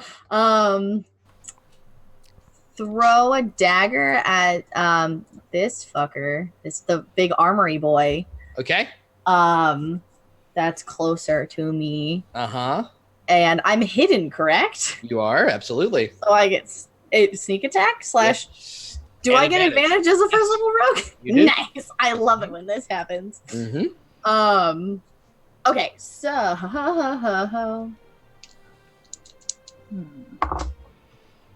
nice. That is to hit and plus 21. 21 hits. Very nice. Yeah. This big, beefy kobold. He's like 6 inches taller than everybody else. And sort of pecks, big old axe in his hand and armor. Suddenly, just like a dagger flies through, and he's just Like, across the face. Yep. Nice. And that is nice. What is math? 8 damage. 8 damage. Yeah, very nice. And so that takes a big gash across his face, blood trickling everywhere, the dagger flying to the ground. Dang. He sort of slowly moves his head towards you. And then I am going to run. Can I run like to here, or is that going to be coming into his area of like Opportunity. You'd Yeah, go thank through you, thank you. I was like, Show me again. Show me again. If I went like here, Yeah, it does. It does seem to cross Yeah, through. that will, You yeah. know, Okay. pretty darn close to where he would be if you did that's fine then. I'll just run up to him and kind of jump it, right, punch him in the face. Punch him in the face. Very good. All right, make an attack roll. This one's not with advantage because he knew you were coming. It's Right, like Superman that punch. is a nice. That's a big jump too. How tall are the kobolds? This one. So their others have been about 3 feet tall. This one's like almost 4 feet tall. Oh, okay, so we're like the same height then. Yeah, That's fine. basically. Still gonna jump, Mhm. but yeah. So that is an arm strike plus 19 to hit. Hits. Yeah. Well, nice. Fucking Well done. punched. He tries to block it with his shield, but you kind of aimed it just perfectly. Clob him on the nose. I forgot to add 4 to the last one. I just did roll damage, so it actually would have been 12 damage. 12. Got it. Okay. And then that is 2 plus 4. No, that was the wrong die to roll. No, that was the right one. 6. What is happening 6 over more there? damage. Very good. All right. Yeah. The dagger cut across his face, and now you just suck him right in the nose, and he's sort of like. Yeah, and then I don't like that sound. I pull out my short sword and just kind of get ready, and I like smirk a little bit. Okay. Very nice. Nereid, you're up. All right, so Nereid just stands from his crouched position that he was in, and kind of runs to the south here, calling Proton's name. So he just goes, Proton, Proton, and he's just yelling for his lizard. He gets to about here, and Proton joins me. So you'll see him leap off of your head, Matthias, and just like he turns and leaps off backwards, and then just runs over to me. Crawls up my arm, and as he does, I go, Oh, it's good to see you. I thought you had wandered off into the woods to be lost again for years. Here, eat this. and I'll feed him a tiny little pepper that like sparks with energy, and he goes, "Help," and he eats it, and I cast Dragon's Breath on Proton. Okay. Screw. So I'm out of movement. I do have an action left, so I'd like to carry Proton back to where Matthias is. Okay. Okay. So I'll go to like here against the wall. That's Okay. turn. You see a kobold. You might not see me though. Oh yeah, yeah. So I run down to the thing. I go, This is probably safe over here. and I see the kobold running toward me. Oh, crap. All right. Back to the top of the order. Matthias, your turn. So before that, obviously, I would have been looking at that kobold. Does he look like he's seen me? What was your stealth check? Remind me. 18. No, he doesn't see you. Okay, so as I see Nereid come over, the kobold's eyes go up, and I'll just like flick a dart out towards the one that's coming. Okay. Towards 16 and 11, so that's 22. Hits. Yeah, definitely. 4, 5, 6. The safest area is next to the mouse because anything within a 15 damage. 15 damage, and like a knife through butter, that dart just pierces right through the neck, and again, jugular sprays of blood happen. Matthias, the ruthless killer, has taken another life of a kobold. I'll look at Nereid. Are you taking my lizard? Ah, where'd you come from? No. Was he with you? Good. I'm glad you kept him safe. Thank you. And then I will move 25 to here. Where are you going? And I will bonus action hide. Very good. Make your stealth check. Oh, for fuck's sake. Those dice are going in the bin. 10.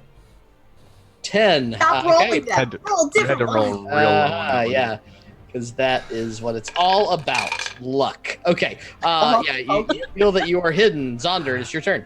Okay. All right. Let's see.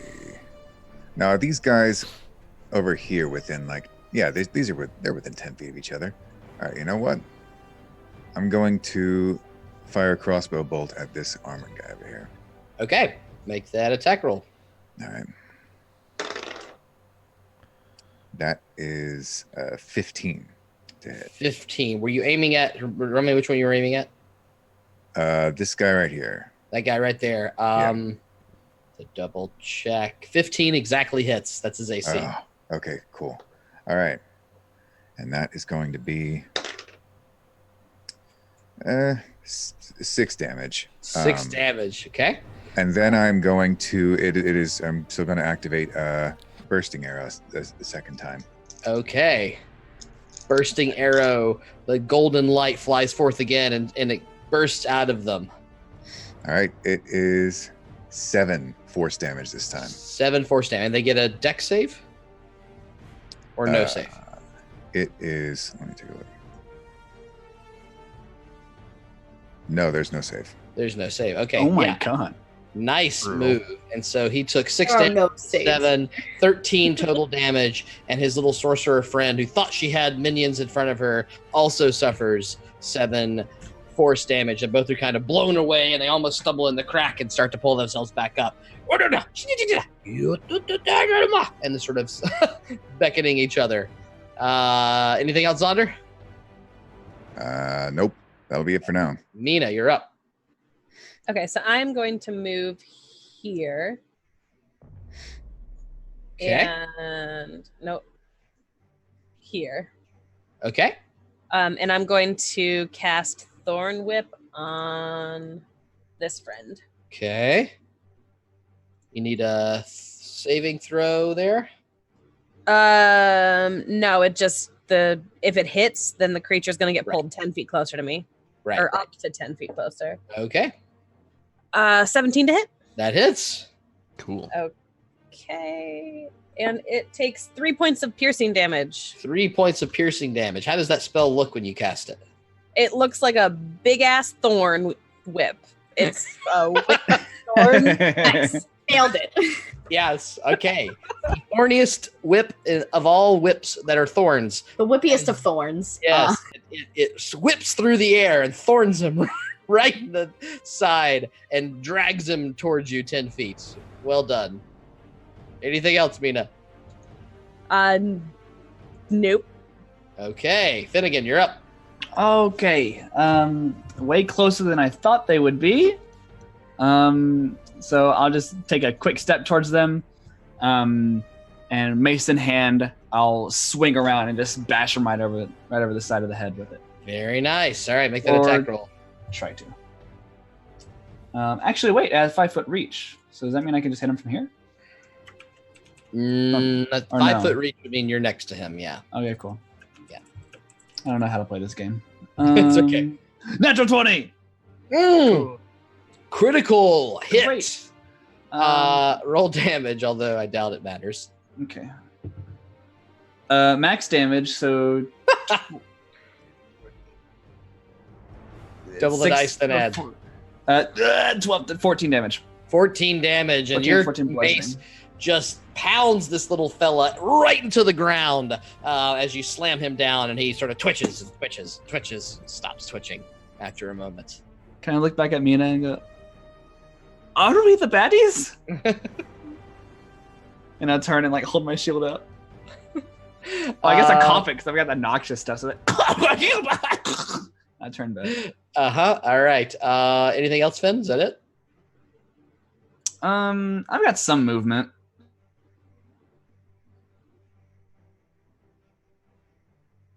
Where are you going?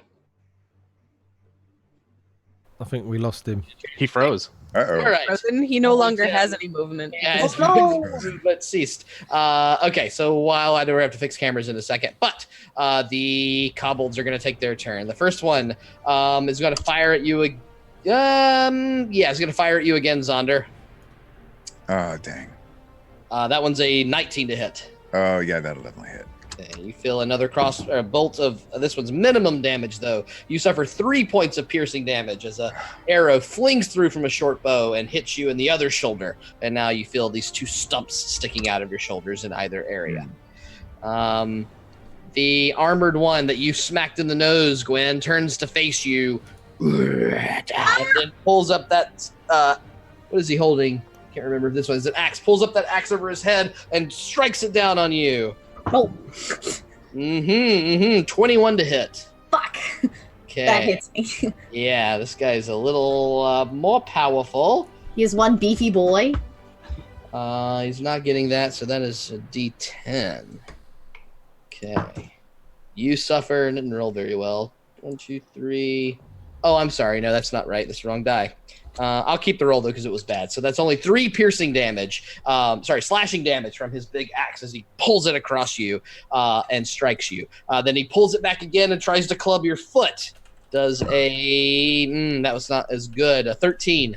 Nah, fuck you. Unfortunately, yeah. So you are savvy to it. The first axe clobbers across your torso. You reel back, and as he tries to pull it up again, you jump in the air, and the axe swings right beneath your feet. All right. Unfortunately for you, Gwen, that is not the only one coming at you. Oh, actually, because Finn finally moved up. I'll give that back. So then, yeah, this one starts to charge at you, Gwen, and then stops, and then sees Finn, spins around, and takes 2 attacks at you. Brandy, turn your camera off. Grab your camera off. There you go. The first one is a 25 to hit. That doesn't hit. Don't even bother rolling another time. Grandy back on. You suffer. No, I don't suffer. But now I can't remember. Three points of slashing damage as this big axe tears across your flesh, and he takes the second attack. This one is a 15 to hit. 15 misses. And so just like your sister, you're able to take one blow, but not let him follow up with the second one, and it is unable to pierce you.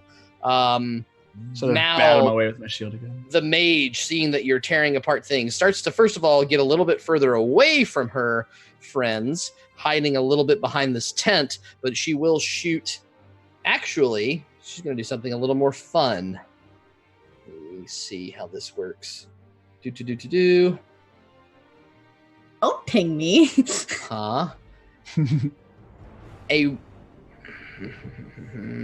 She was there. She's going to move to here, and a ray of flame scorches across the ground, right across both of you, Gwen and Finn. I'm glad I deflected that attack.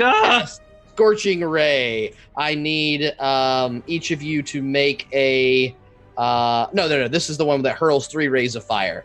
So let's see. I'm gonna roll a d6 to see who they hit. 1 goes at Gwen, 2 goes at Finn. All right. So the first one, Gwen, is pretty bad. It's just a 10 to hit. No, I do like a little backhand spring thing. Okay. Over it, just back onto one hand and kind of flip and 3-point land and kind of look back up and I'm like, whoo. Finn. Spicy. The next ray scorching through is a 15 to hit. 15 misses. Oh, wow. You guys are so fucking lucky. The third ray It's that halfling lock, man. 13 to hit. My God. Okay.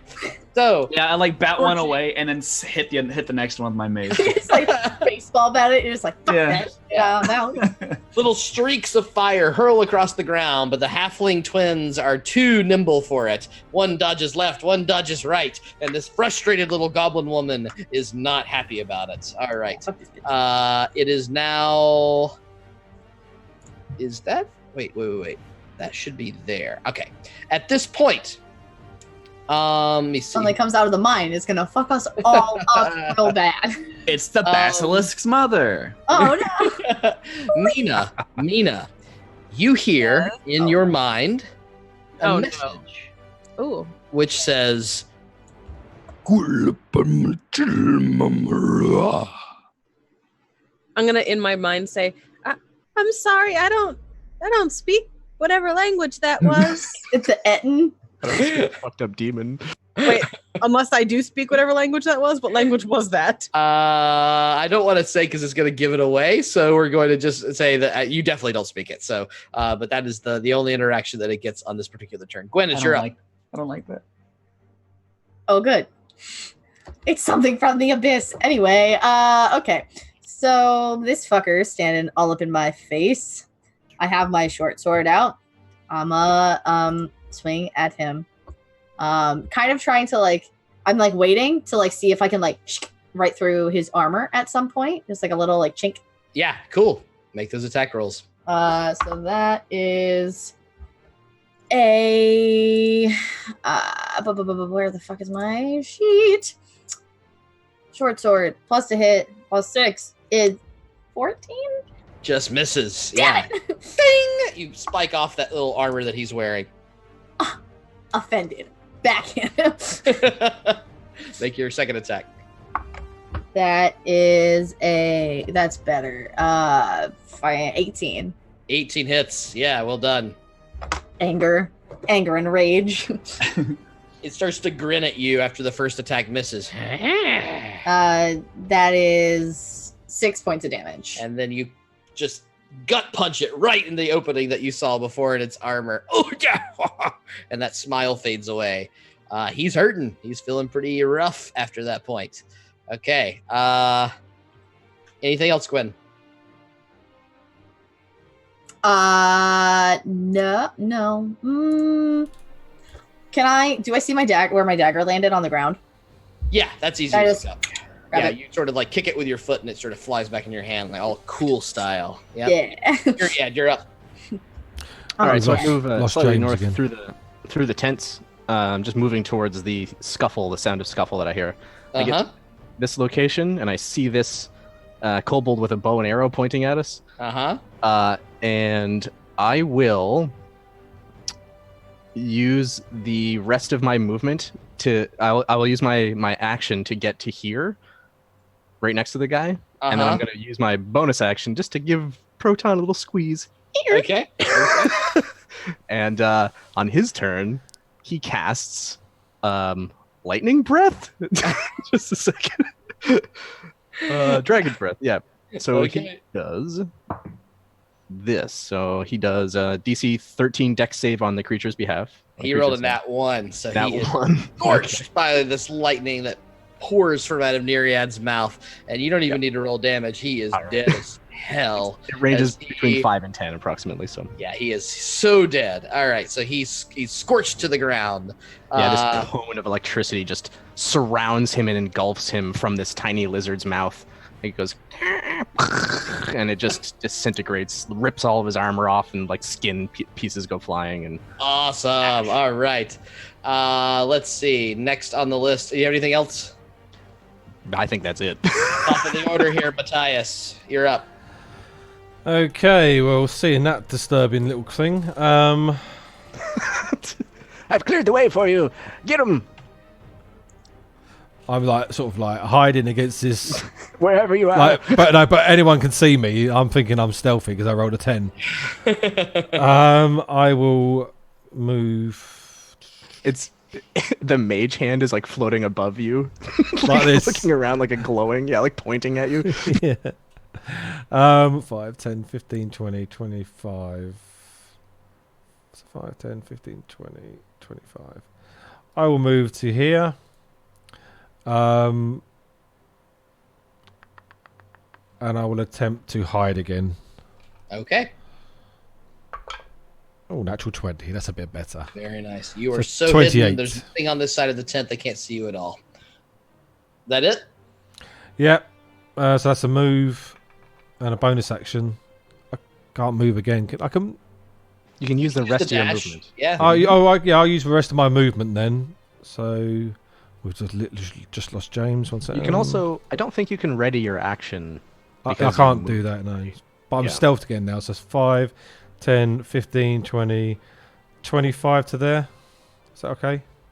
There you go. Yeah, perfect. be my You're on whole the other action. side of the tent. You kind of, I think you even go through the tent that makes you so stealthy, and you're kind of peeking out of the crack of the tent there on your turn. Zonder, you're up. Okay. All right. Let's see. Zonder is going to go ahead and take one of the arrows and whichever one is less deep in and carefully pull it out and throw it away. He's going to second wind. Nice. For that is 9 health, so get that back. And then let's see, he's going to shoot this guy that Gwen's in battle with. Well, actually, is there a chance? What are the chances that he would hit Gwen with that? I think that it's so open in the field here, it's basically not at all. Okay, excellent. All right. Faye, Mina, and Yeah. Grendy off. Okay. Sorry, just quickly. Mina and Grendy back on. All done. Oh, damn it, my camera got fucked up. All right, so that is going to be a 15 to hit. Again. 15 hits. Yep. That's its AC. This time it'll be 8 damage. 8 damage. Ooh, it is so close to dead, but not quite, as that arrow sinks into its side in that same little vulnerability that Gwen had punched it in before, and it's reeling backwards. It's trying to look intimidating, but it looks like it is hurting real bad. All right, that's my turn. All right, Mina, you're up. So I'm going to move up here, and as I'm moving, I'm going to use my bonus action to cast Shillelagh on my quarterstaff. So I'm Perfect. calling down moons and stars, and then I'm going to smack the kobold over its head. Fantastic. Make that attack roll. Math 15. 15 is its AC. Hits. Okay. Jeez, we are just barely hitting these things every time. Well, that's only a 6. 6 is exactly what you needed to kill the thing. So that shillelagh whips through the air. This moons and stars are what it probably sees the last second before it dies. You have clubbed away the armored kobold. It is dead. And then I'm going to look at Finn and Gwen and be like, "Big bad," and I'm going to point at the mine. All right. All right. Finn, you are up. What the fuck is that supposed to mean? Big bad. I'll sidestep, and I'm just gonna try and hit this kobold with my mace. Go for it. That's 16. 16 hits. Yeah. Nice. That's 1d6. Whoops. 5, 6, 7 points of bludgeoning damage. 7 points of bludgeoning damage as it sort of turns and faces you head on, seeing its partner fallen in battle. It sort of growls at you as you club it right across the side, and it takes that 8 damage. Very nice. Okay. Anything else, Finn? I'll look to the mine and shout like, "Mina says there's something in there. I don't know what." And I'll just point at it, just make sure that's vocalized to everyone in the area. Everybody, very easily hears that. The sort of grumblings of the kobolds are lessening as you've taken away this massive army of them. All right, it is their turn, though. This one will make 2 attacks at you, Finnegan. First one is, God, I'm rolling so bad, is a 9 to hit. Roll better. Come on. Don't 19 on the dice, roll finally. better. So that's 19. 24 to hit. Okay. That doesn't hit. You suffer 8 points of slashing damage as the axe cuts across your body, and you start to feel blood warming the leather around you as feathers kind of like flutters. Others is like, the fuck is this shit? This James is one frozen again. will try to do something fun. It is going to. All right. It is going to. Yeah, it's going to try another scorching ray. This time it's going to shoot one at each of you that are close to it. So Mina, Gwen, and Finn, all of you, and it's going to empower this spell. So, or what's it called? Heighten the spell. So you all get disadvantage on your. Target 12 disadvantage on the first saving throw. Wait, this doesn't require saving throws. Never mind. What is it going to do instead? It is going to. Yeah, I think it's just going to scorching ray because it's really worried about stuff. So I'm going to make an attack roll first on you, Gwen. That is a 21 to hit. Yep, that hits. You suffer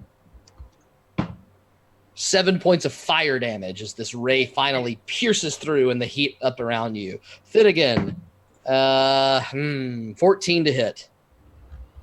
He's Froze again. he's Poor guy. frozen. All So right. I think that misses. That's only a. His AC is 16, I believe. Only an 8 Yeah. to hit you, Mina, and the other two rays kind of scorch across the ground, but you duck and roll and get away from them. But the sorceress is going to run.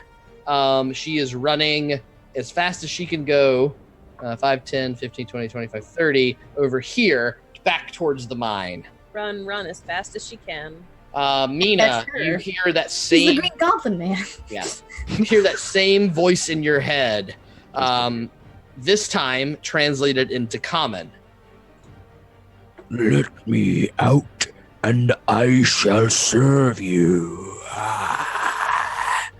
I'm gonna yell out to everybody. It might not be a big baddie. I think it wants to be our friend, so we should let it out of the mine. Damn it. It picked the right person. That's all. That was the right Gwen, one. you're up. God. I kind of, brush across my face, kind of like shake myself off because I'm singed. And I just kind of smile a little bit and look straight up at the fucking shaman. And I'm like, all right, motherfucker. And I just fucking run. I just bolt towards it. Okay. Yep. You get up to her in time. Yeah. And I,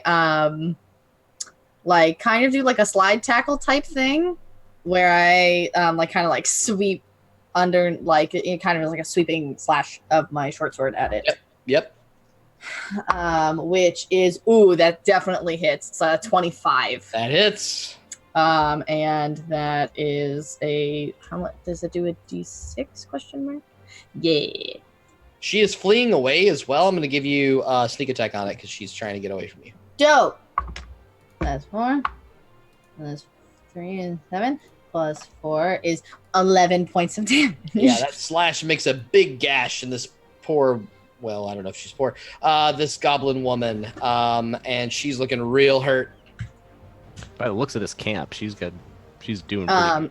And then, and then I, I want to smack her. I want to smack her in the face. Yeah, perfect. Make an attack roll. Yeah. Oh, that was almost real good. That's a 13. 13 misses. Shit! Reeling around and seeing that big slash as she sort of limps ahead, she just like rolls on the ground away from you and is trying to claw her way towards the mine. You anything else in your turn? Nope. That's it. All right. Although if she leaves my area, do I gotta hit her again? She's trying. I know but she's she not won't. actually, Yeah, but yeah. you will if she succeeds. All right, Nereid, you're up. Okay, so Nereid's just going to use the rest of his movement here to run up as far as he can towards these guys. Yep. He doesn't see where Matthias is, but he knows where the noise is coming from, so... I'd probably get right behind Matthias and still don't see him because you rolled, a 20, right? A nat 20, so... 28. My head's popping out. The tarp, and I'm just, like, right next to you. So, I can't exactly see this shaman. I don't think. Maybe that's pretty Yeah, close. I think you can. Yeah, I think that's totally doable right now. Yeah. Okay, so I say to myself, Let's see if you're a good mage. and I cast magic missiles at level 2 at him. Okay. So 4 missiles fly from my hands. And strike at him. They hit automatically. Yep. Let me just do the damage here. 1 second. A magic missile. Pew pew pew pew pew pew. Okay. The first one It only deals does 1. two. Okay. Okay. The first one deals 2 damage, then 3 damage, and then 4 damage. And the 4th missile is just cream on top of the or the cherry on top of the cake as the Nice. poor mage crawling across the ground trying to escape Gwen. Pew pew pew pew. Just explodes in force damage, and then Yeah, the Gwen. last one like swirls around her a couple more times, and then just dive bombs into the ground and it explodes her chest, and she dead. Oh, I guess not very powerful. You have to be stronger than that. To Okay. get the better of Nereid. I'm just like ranting. All right, Matthias, you're up. Okay, Matthias will obviously. So I'm guessing he's roughly in here underneath the thing, Yep. something like that. Yep. He Didn't really will see anything when you poked your head sneak, obviously sneak in, will underneath, and then almost appear behind Finnegan out. and stab the big boy kobold in his ankle with a rapier. Nice. Yeah, there's no point doing the other stuff. Natural 14 and a natural 1, so that's an armor class 20. That hits. Roll damage. I don't know why I keep rolling that one. That's because I've been doing darts. So that is 4 plus 4, so that's 8, 9, 10, 13 damage. 13 damage. He's looking pretty hurt as that rapier just rips across its tendon and it sort of like falls to one knee and it sort of stares up at this little mouse now, eye level with you, being like, what the hell is going on I here? will backflip upwards and scramble up the top of the tent if I can, if it will take my weight. As you try to scramble, this thing is more shoddy than it looks, and unfortunately, even a mouse trying to climb across it, it starts to crumble inward and starts to I'll fall probably down. fall inside the tent then. Yeah, that's perfect. Wrapped Wrap up yourself and up. kind of bonus action hide is perfect because they can't see you inside the tarp. All I right, can't Zonder. hide because I've used my bonus action to disengage. Oh, I see. Okay, Zonder, you're up. Dungeon All right, Master. Zonder. Zonder, you can go, but Proton didn't go, and he just moves up next to the next to the Okay. last kobold, and he'll wait with his mouth open. Go ahead, Okay. Zonder. Okay. Zonder is going to stop being so edgy that he has to be off by himself and run to join everyone else. Character development. We did it, fam. It's little bits at a time, you know. Yep. Baby steps. He and then he shoots this fellow right here in front of Finn. Taking that attack roll. Yep. Oh, God, that one's not going to be the one to use. That one, no. That is a 19 total. 19 hits. Yeah. All right. Disadvantaged Mr. Dark Elf is still pumping out that damage. Yeah. Well, it would have been a 27 otherwise. Let's see. What was the damage? 6 damage. Exactly what you needed with 40 HP to Nice. rip through this kobold on its knee as the arrow pierces through its brain and it just sort of goes and falls to the ground quiet. And I think that's a good time. We had a very long fight here, although you guys just destroyed it. And we will take our break. Before we go to break, I'll just say that Mina, that voice in your head once again says, "Please, I will be yours. I promise." And that's where we'll go to break. All right, we're going to take a 10-minute break here. Have a little shorter second half, and we will see you all very soon. Please stick with us. Thanks, everyone, for the love. And what's inside the mind? That's the next question. See you in a bit, guys. Oh, back in a bit. Yeah, that's an old one. Welcome back, everybody. Thank you for sticking around.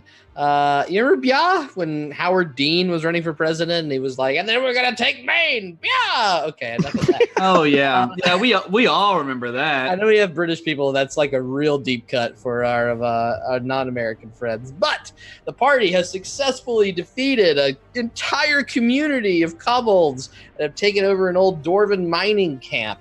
And we're not particularly kind about it either. They ripped my little fellas and women apart. Fuck them. Yeah, as everyone congeals together, Mina, you once again have heard this voice. I'm going to change the music a bit now. You've heard this voice begging you, asking you for help. What do you do? Mysterious voice. This is in my brain. Mysterious voice creature. Are you in the mine? I'd love to let you out. When you say you're going to serve me, what kind of things are you going to do for me? Oops, I didn't mean to completely do that. Oops. Okay. Yeah, there is no response, unfortunately. Hey, so I'm going to vocalize this. Hey guys, so there's something talking to me in my brain, and I'm pretty sure it's in the mine. I think that's what they were guarding, and it wants me to let it out, and it sounds really nice. So I'm going to go over to the mine and see if I can. Mina, no. What, Gwendolyn? What exactly did it say? It said that it would serve me if I let it out. Can But someone stop- let me out? And you just see little hands in this tent, like this collapsed tent. No, what it is.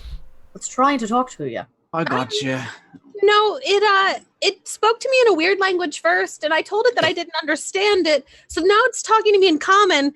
So it should be fine. It's great. A weird language. What did it sound like exactly? It was a little guttural, a lot of glottal stops. It was fine. I don't know why this is such a big problem. I'm going to go with you. Don't go A alone. lot of grammar this episode. I know, so much like Mina had a minor in theatrical voice training. Their glottal stops. Yeah, I'll try to do more fricatives next time, Mina. Okay. So Mina, as you get close to the mine, the door is kind of gone. It seems like this whole thing is collapsing in on itself. There are remnants, as I said, of the earthquake kind of affecting the underground here. And it's very dark inside. As you get closer, though, you do hear in your head once again, yes, please, I will serve you. I'm going to yell into the mine. Mr. Whatever you are, when you say you're going to serve me, what are you going to actually do? I will be yours. Yeah. Like carnally? Because I don't think that that's okay. Could you be a little more specific, please? Make a persuasion check. Oh God. Hot. Crit fail. Yes. Suddenly you hear the rattling of chains as you feel some kind of movement coming through this dark little hollow hole inside the mine itself. And finally you see two yellowish eyes sort of appear at the front of it. You can't see what they're attached to, but two yellow eyes are glaring at you, sort of looking and sniffing. Mina, I think that you should be careful there. Do anyone else see that?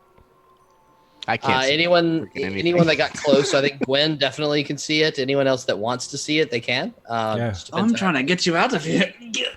Thank you, my king. I'll look at the thing. Can we keep it? Can we keep it? Suddenly, a booming voice echoes throughout the entire mine and around the area, but once again, it's in a different language. Do any of us know what it's saying? Was that primordial? It was not, no. Okay. Everyone just lists the languages you know, and then That wasn't halfling, was it? Chance of you knowing this is basically zero, so I'm gonna just don't worry about it. Yeah. Was it telepathy? The telepathy he's able to, the thing he's able to communicate differently, but Okay, all right. I look at it. Mm-hmm. And telepathically, I say to it, "What is it that you want here?"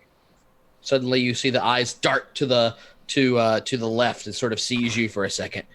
Oh, would you like me to serve you? What are you? I am me. That doesn't answer my question. What are you? I'm a halfling. Your turn. I don't even know what that is. Great. Well, what were you saying to us just now? I was asking for you to let me out. These Ruiz, what are they called? These Nulastamba. Chain me. Kobold. They chain me in here. They hold me. They try to train me and make me do what they want me to do. I will not. What do they want you to do? They wish to have a guardian to ravage the land. This is not my place. And if we let you out, are you gonna ravage the land all on your own? I only wish to make more of my kind. I am the only I know left. Do I believe him? Make an insight check. Can we see what this is? Can we determine what it is at all? It's very dark in there. You have to get a lot closer to figure out what it is. Oh, I'll get closer. When I get Matthias out, I'll like collapse, and like using my mace to sort of like hold me up on like my knee. I start saying a prayer. I'm gonna do prayer of healing. I'm at 4 HP. So if I see him hurt, I'll be like, I was shouting out, "We need a cleric! We need a cleric!" I'll be looking to the others. No problem there. You can ritual that prayer of healing if you'd like. That will take some time though. Yeah. Okay. Very good. I'm out of commission for a little bit. All right. Yeah. I can only mend your clothing, but I would gladly do that. And I'll walk over to you, and anywhere that you've been pierced or slashed, I will mend, so that your armor is fixed up, but your body is still broken and bleeding. So, you're like trying to pat down your wound, and suddenly you just can't get to it anymore because the armor. Now there's armor in the way. You're like, so you have to like pop your armor around and start, doing whatever. Well, we wouldn't want it to fall apart in the next battle, and then you'd be killed instantly. Right. Well, at least I look good while I die, and I'll continue my prayer of healing. Okay. I rolled a You can't 26. die. On insight, it is very true in terms of its goal. You don't necessarily believe that it's going to what's the term? You don't really believe that it has like no intention of hurting people, but you do believe that the thing it wants the most is to repopulate.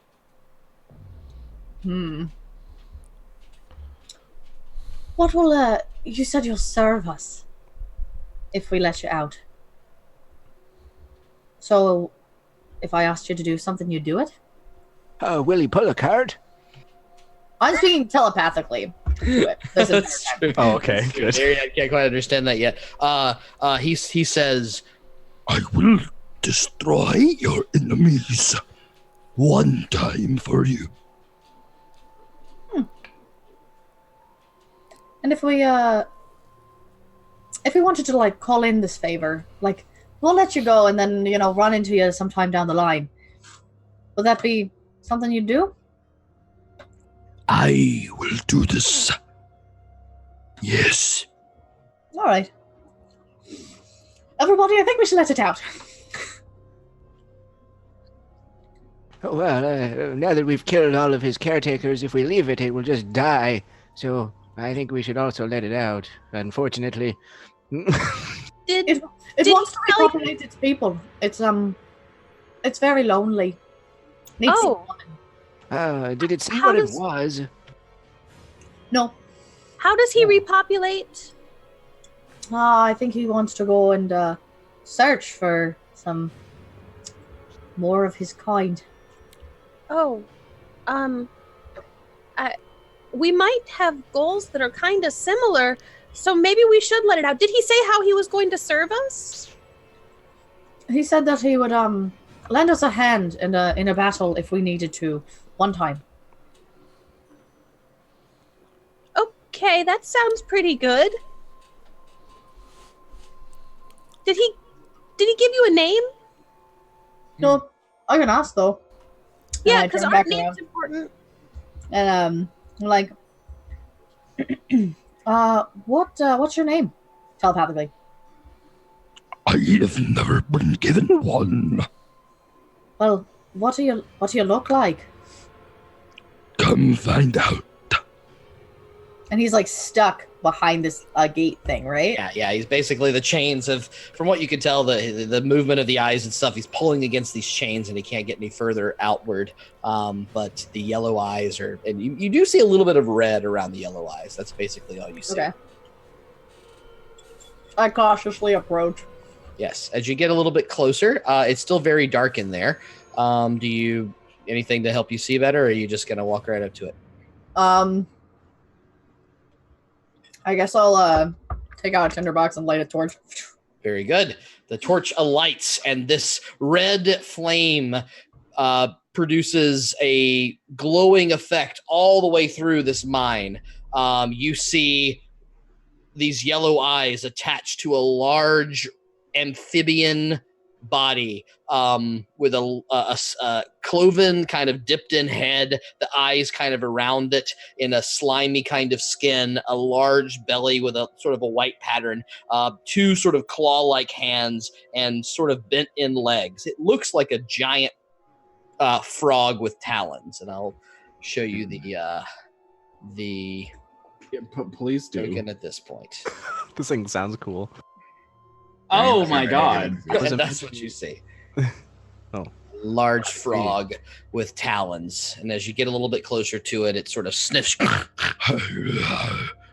Have you come to set me free? Sure, why not? It sort of like reels back a bit and sort of shows you the giant blocks with these chains wrapped around both of its legs and both of its arms as it flails backwards, and your torch lights the area. The mine shaft is entirely collapsed, although you do see a lot of glowing, shiny, crystalline objects protruding from the walls, and your torch sort of alights across them, and they flicker and glow in the light of your torch, and he Dungeon reels Master. backwards. Does it Yes, look like quartz? it does indeed look like quartz. Excellent. He reels back a bit and sort of points toward the first chain and the second chain locked into the walls.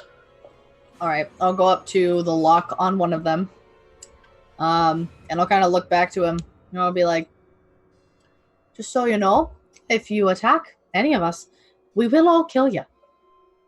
I know I look small, but I'll fuck you up, all right? Are you saying that telepathically or out loud? Yeah, I'll say it out loud. He unfortunately does not understand you when you speak aloud. All right, fine. I'll say that all again telepathically. I just wanted to mess The with you. exact same way. Perfect. Okay, so first you sort of hear, and then he sort of hears the voice in his head, and then says, I just want freedom and for my people to have more life. Good enough for me. And I will pick the lock on this first one. yeah, it really is sort of like a straight combination lock, although that's a little silly, but it has like a padlock, I guess is the better term for it. And it's made of some really nice material that's holding these chains back. Go ahead and make a sleight of hand check.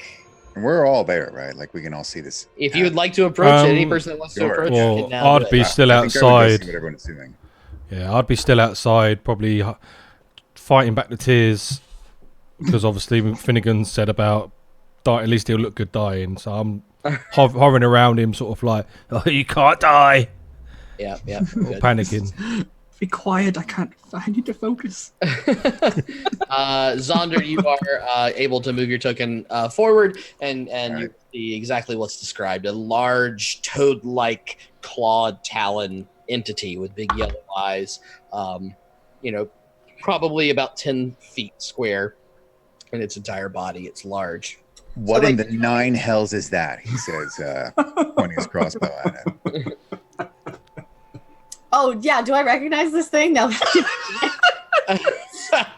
Do any of us know what this is? Like any idea? Make a nature check. Oh man, nature. 15. Have to be nature. I think. Yeah, 15. Narray'd get an 18, but he's not really. He's not really engaged in this. But you have heard of creatures called I don't know how to say this, slod or slad. I don't know which way. It's slod.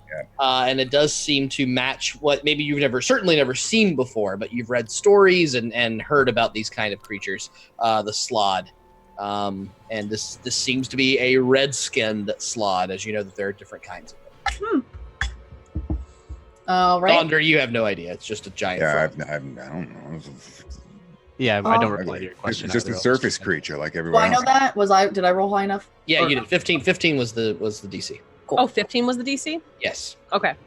I look at Zonder and I'm like, I believe it's a slod, which they're like big froggy things, but they come in different colors. This is a red one.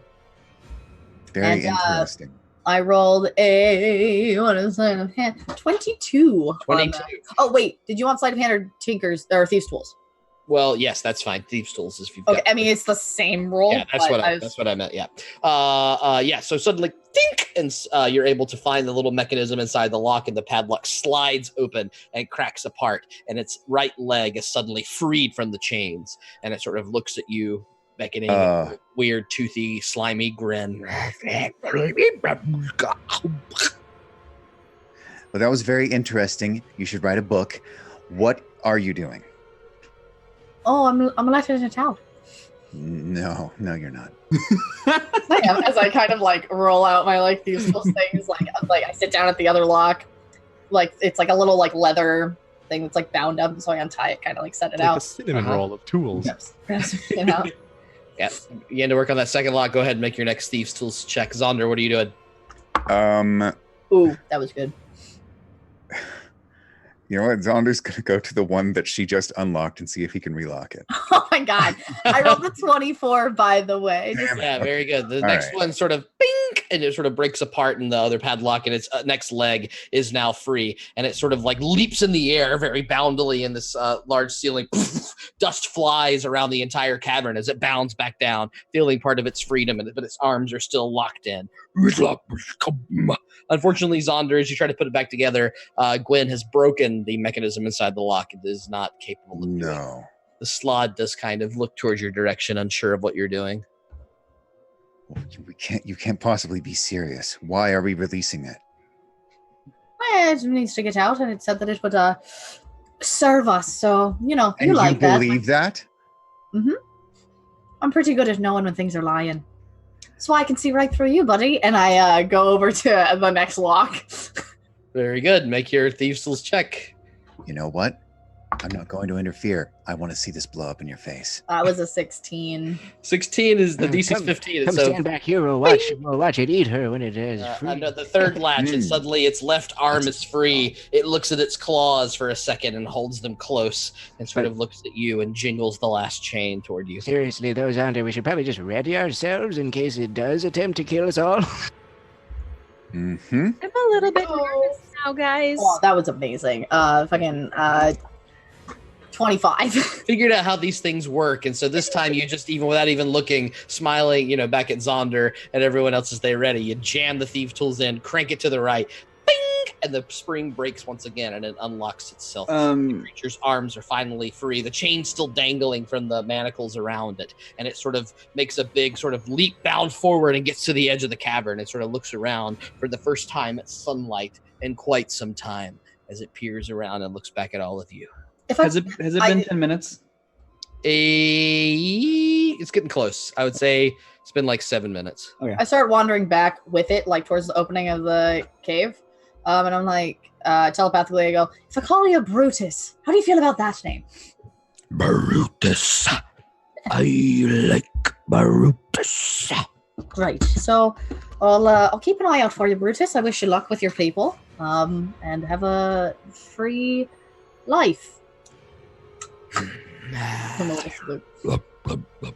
It turns to you and extends a hand forward as if to shake your hand. Wait. I kind of wrap my hand up just in slots are case. poisonous. Yeah. It's supposed to serve us, Because right? he seems suspicious. And I don't know if they're poisonous. I don't know if their skin's poisonous, but like this is sus. So I wrap up my hand and like with the fabric, and then I'll give it a shake. Yes, it reaches forward and clasps around your hand itself. And at this point, it extends another hand forward towards you, Mina, just outside the cavern, and reaches out to you with its clawed, nodding and smiling.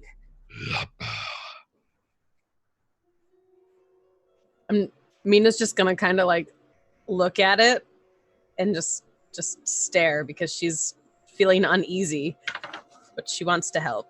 Mm-hmm. It will start to relinquish your grasp, Gwen, when suddenly you feel the claw pierce into your arm just ever so slightly, and it retracts itself away. Can you make a Constitution saving throw for me? Oh, save or die already. Constitution. That's not great. 11? 11. Yeah, it hurts. It stings. It feels weird, but nothing seems to happen as you shake your arm away, and it sort of smiles and bounds away forward, and makes its way through the camp and away from everyone else. Wait, where's it going? I thought it was going to serve us. It will, in due time. What do you mean in due time? How are we supposed to get a hold of it? I know what he looks like, and I have a way of finding people, so don't worry about it. Oh. It's Brutus, Alright. by the way, if anyone wants to know. Brutus. It's not a bad name. Well, I don't really know a whole lot about slots, but I've never heard of a grateful one. I guess we'll find out if it can happen. I've only heard stories by the elders. I hope You know the nothing stories about... weren't true, but it'll be okay because stories are never true, right? Wait, what sort of stories? I unravel my hand, and kind of wherever he like pierced me, I just kind of tie it around my arm and like over it, so like it A is a tourniquet and B so people don't see it. Yep, very good. Okay. Meanwhile, Matthias will as a kid puts his head underneath to look up at you as you're like praying. It's like he's trying to get underneath you. Stay away from the light, my lord. And after finally the next couple of minutes, Finnegan, Prayer of Healing does indeed trigger, and you've ritual cast a healing spell on yourself. So Prayer of Healing. Prayer of Healing is great. I'm gonna step slightly closer.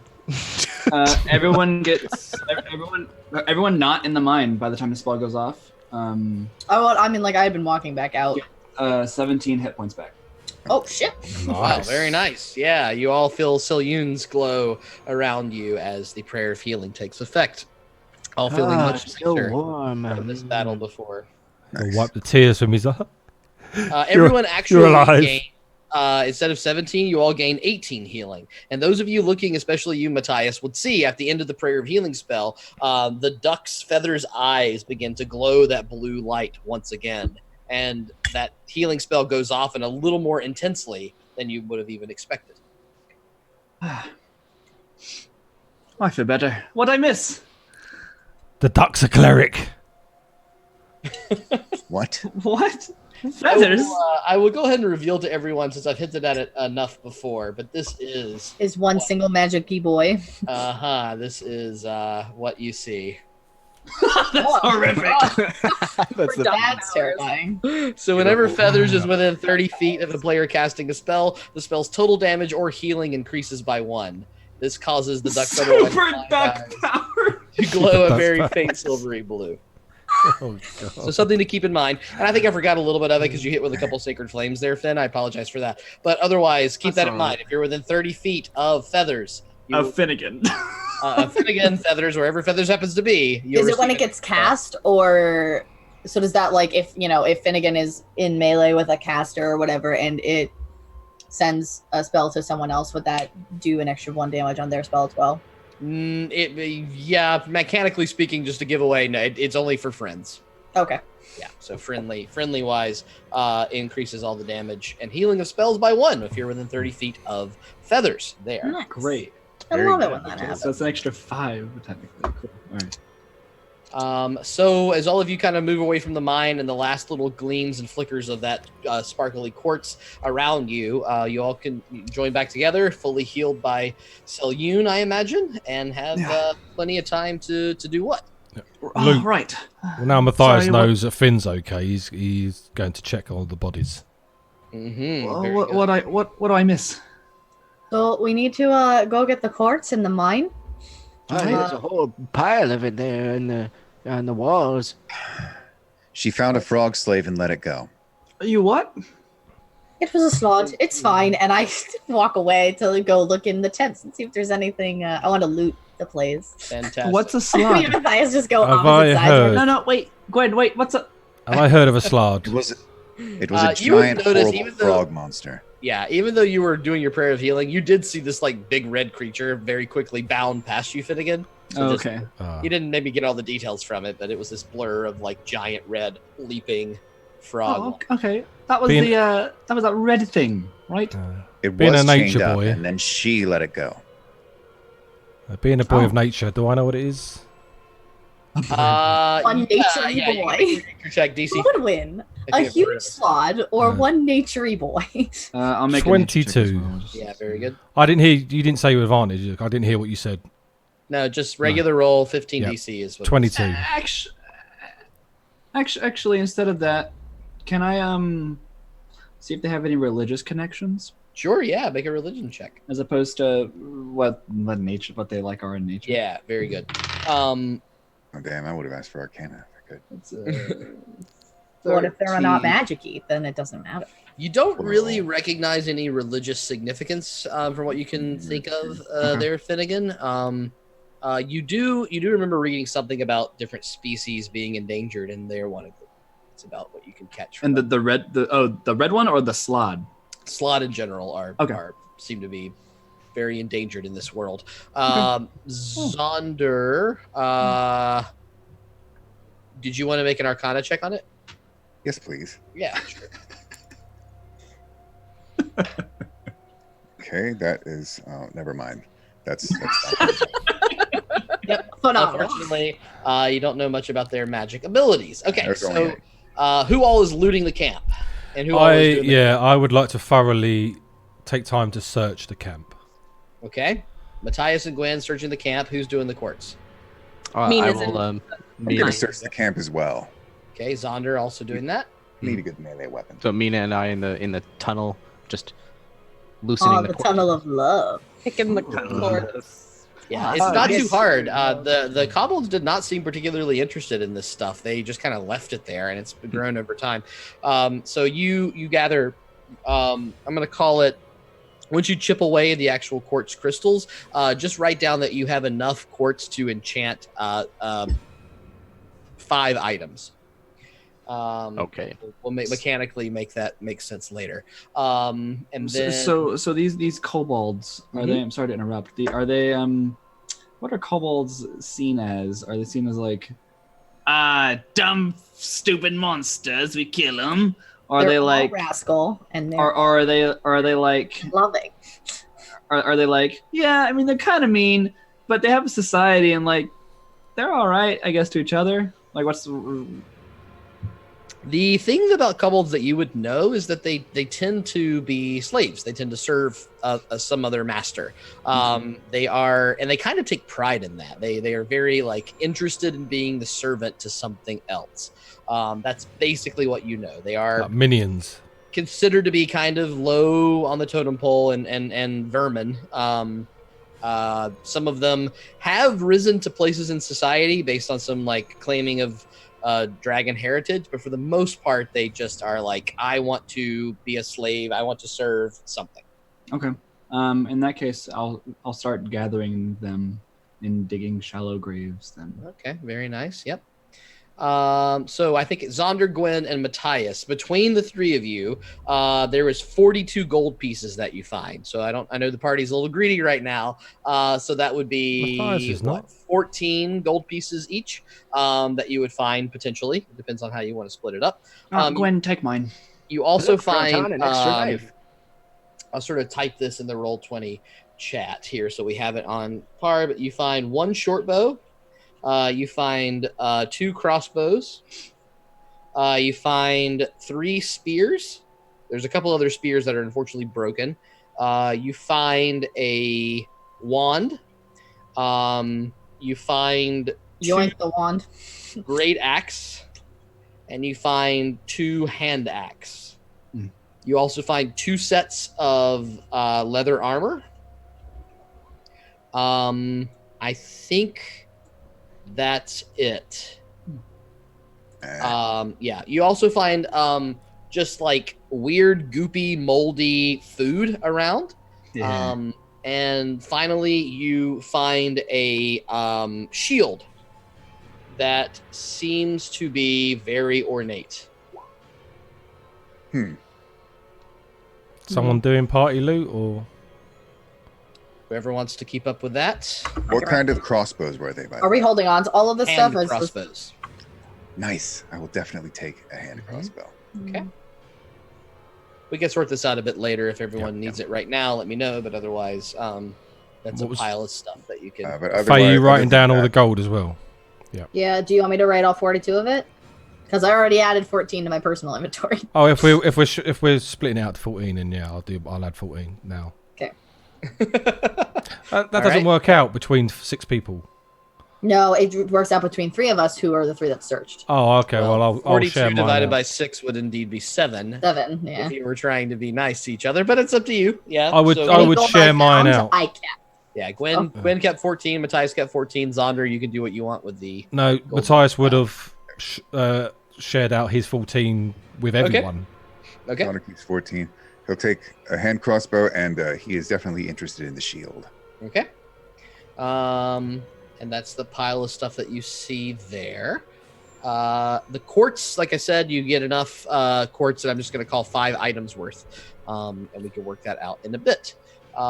You also see that there is a cart here that you can pull things in, so that makes it a little easier to transport the stuff back. It's a bit shoddy and a bit old, but it does seem to move. Oh, a cart. Great.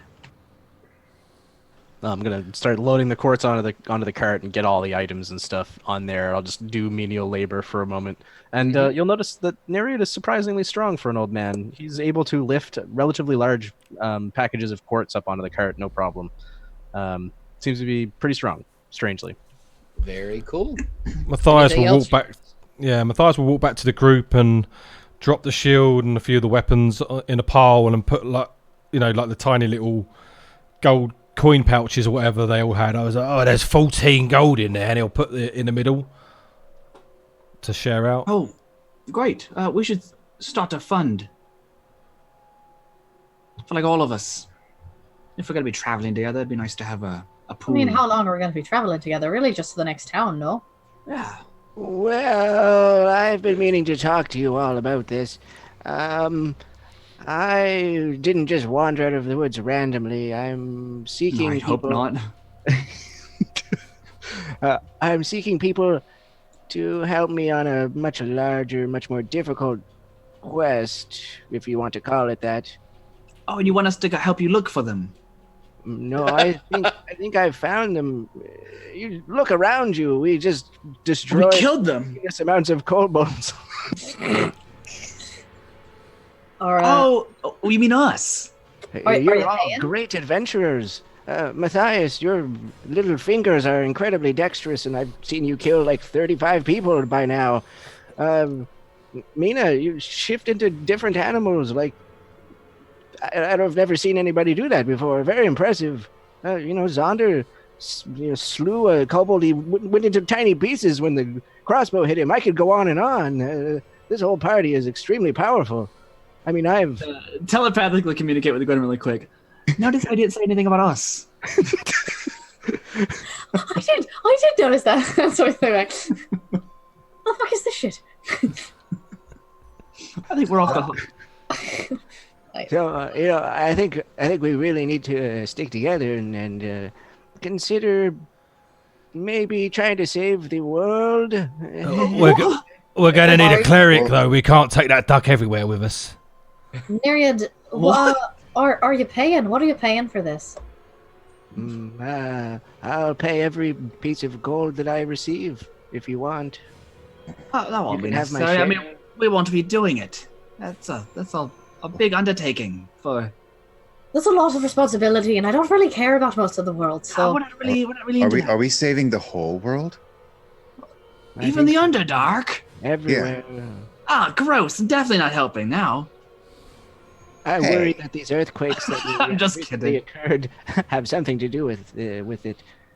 But deep in the center of the great forest, there is just a large empty space. Have you ever heard of this? Have I? No. So, my stupid mic's not working. Zonder, you has not heard of it, but basically all of the rest of you know this. It's been around for a long time. It's called the Empty, and people just kind of ignore it. They're like, "Yeah, that's weird," and then they just kind of go about their day. Okay. Yeah, I've heard of that. That's one of the 7 wonders of the world or something like that. Yes. it's something. Yeah, it's soon going to be the whole entire world. I lived next to it for many years. Think about like 5 decades or so. It's like It beachfront slowly- property. Well, it sort of was nice at first, having nothing to worry about. But then I started to really worry about it as it took over the property I had built and destroyed my home and just laid waste to everything. It took a long time, but it just makes things nothing. And you want us to fight nature? Well, I don't think we're strong enough yet, even though we are powerful. We're going to have to get a lot stronger to defeat whatever is causing this. You know, Nereid, I'm inclined to go out on a limb and say thanks, but no thanks. Yeah, how about we just stick with the oranges for right now? Right, we're gonna load this stuff up. We're gonna go back to, what was the name? Mr. Garcia's. That's good. Yeah. What the fuck is his name? Bobby Garcia. Bobby Garcia. We're gonna get our shit made nicer, and then we're going to head to the southern outpost. Right, that's where we're going. Question mark. Right, southern outpost, and then we're going And then- to And then we're gonna Burton. leave you. Then we're going to Burton. We're gonna go to Burton, and you guys can go off and do whatever you want. You Oh, go I'm fight coming an with you. empty space. What? You're You're not leaving us? invited. Well, you're not invited either. Oh, we don't. Oh. I don't care if you leave us. Oh no, Matthias, you're welcome. You all can stay together and have quite a fun time, but Great. we're kind of a dynamic duo, so Sounds amazing. Don't ever want to see you again. It's fine. Like a Well, high-flying trapeze act. We're family now. You keep saying that word. Well, the skeleton said it. right, just because a skeleton said it doesn't make it true. Oh, does it not? You're not a kobold, are you? I'm going to call you Kobold from now on. Oh, no, obviously I'm not a kobold. Oh, well, then obviously we're not a family then. Is that logic? Is that do you understand? Kobolds. Oh yeah, are we almost all these- died. That was nice, but it's not. Right, it was a great bonding experience. We're Had not a really. blast of a time. Yeah, we're not really quite there yet. We haven't even begun the race yet to that point. But everybody, the world might be at stake. I don't really know much about the empty expanding, but I know that my home is at risk too. And if we can all adventure together and learn and figure stuff out, wouldn't that be better for everything, for the world, and for all of us? Well, I'm sure there's someone else who could do that. I mean, if you're hell bent on doing it, why don't you and Nereid pair up and go? Yeah, I a dynamic, Myriad that like I a dynamic duo. You're Myriad all and I have already made an agreement. great, so it's all settled then. Then you found your party. Oranges do sound Suppose easier. so. Look, your cause is noble. It is, but And maybe you can find some more naturey people to help you out with that. we're a bit out of our depth with that. It's not really my bag. I kind of stick more to more urban settings anyway. Yeah, like helping people is all nice and well, but It's a waste of time, Finnegan, personal. you're a I think. cleric. what? No. You're a cleric, Finnegan. You're supposed to help people. Yeah, I can't fight nature. Oh, but what if it was a creature that was doing it? Could you fight Well, then a I'll creature? kill that. Yeah, I'll kill Is it a that. creature? Is it? So I step have one no is we idea. have to figure out what is causing it. Step 1, we need to Why figure are out. you leading us on this quest if you don't even know anything? What I'm learning here is that you're very uninformed. Yes. And you have this like eye in the sky type fantasy about it. Why don't you and Mina, once we get to the southern outpost, you and Mina can go off and figure out what the fuck's going on with the empty, and then years down the line, maybe you can come find us and maybe we'll help you out then. Or even better, we're not animals. You find out more information. You find us in Burton. I'll be staying in Burton, and you come get us then. Do you plan on leaving the island or the continent? Because Maybe like that's 20 what years will from be- now. No, in 2 years, this whole island will be gone. I was It's meant faster to and be faster leaving every the day. island. What would it be? Is that an actual thing? I have I no mean- idea. We might Okay, as well, well leave this continent shit anyway, so. Oh yeah, fine. I was planning it. We could go to Waterdeep if you like. I can go right now. There's a... I can't leave. All of my family's here, and I was sent out to help them. I can't leave. I have to. I'm sorry, but You don't have to leave. It's just me and Finnegan. Okay, well then why don't you just go and we'll just What? figure all this out later. Let's just go back and get some oranges. I could go for a slice. Oh, I've got oranges. I'll pull an orange out. The cart's all loaded up forgot. anyway, so we might as well head on back, no? Could I have some? Are there horses? There are Oh. no horses. No. We got to walk the whole way, and we're going to be talking or having very tense silence. Very tense silence is what I opt for. Nope, I'll be talking. All right, you do indeed make your way back toward the. Did I dig the graves? Cart. You did dig the graves. I put them all over in a corner here, Cool. and you were able to. Nice. It's pretty shallow. You know, eventually you were just kind of like. I don't want to spend too much time on it. Yeah, you didn't. You know, why don't you turn into like an ox or something and pull this cart? Why don't you turn into a jerk and stop talking? Too late. That was such a great comeback, Mina. You should be really proud. We'll come back. It was so Definitely getting better. Oh man. So a lot of tension happening in the party as they make their way back towards Bobby Garcia's farm. You have it's just now like 8:30 in the morning, 9 o'clock. That's like an hour. Really, it took you about an hour total to scrape through the bodies, get the quartz that you needed, and dig through. And yeah, tense silence or talkative. You do I'll be make talking. your way for the next hour and a half or so back towards Bobby Garcia with nothing really happening on the way there in terms of your god telling you what the plot is. Yeah. Matthias, Excuse me. Yeah. why'd you say it like that? Matthias, where do you come from? Where do you go? Where do you come from? My name ain't Cotton Eye Joe. Gwen, you haven't said anything for an hour, and you start off with that. Sorry, I'll go back here. Yeah, all right. I don't really know. I was just on the streets. Oh. Is there any place you frequented? I was meant to be seen off this island. Oh. All right. Well, what'd you do? Did you just travel around? Oh, I didn't do anything. It was his fault. I point to the mage ant. Kept Right. picking people's pockets Right. and blaming me. Oh, what is that thing?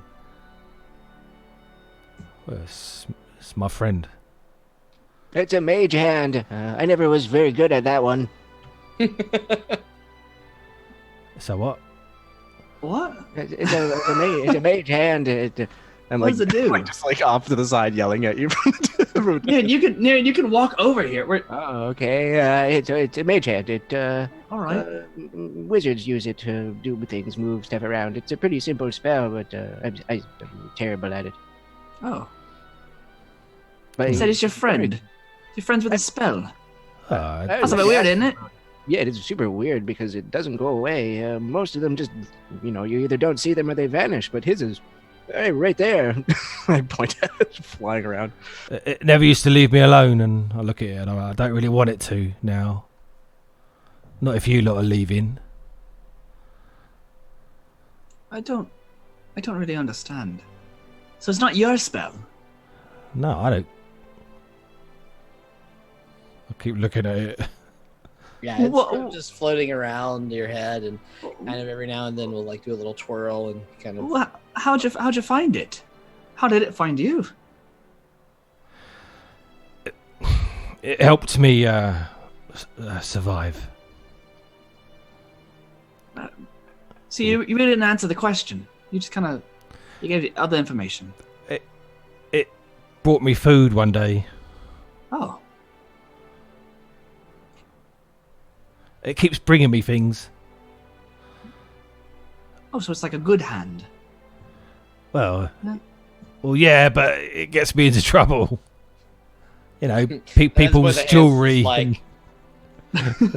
Wow, children here watching this stream, watching hand. But you know, it got me in trouble. Like, bring me gold, and I never turned it away. Well, it's interesting. You ever heard anything about that, Nereid? Anything like in your studies? No, when I tried to learn it, I just failed miserably. But the ones that could cast it, it didn't last this long. This is a permanent mage hand. It's very powerful. What's the town that we come from again, Zach? You were in Port Zane most of Port your Zane, life.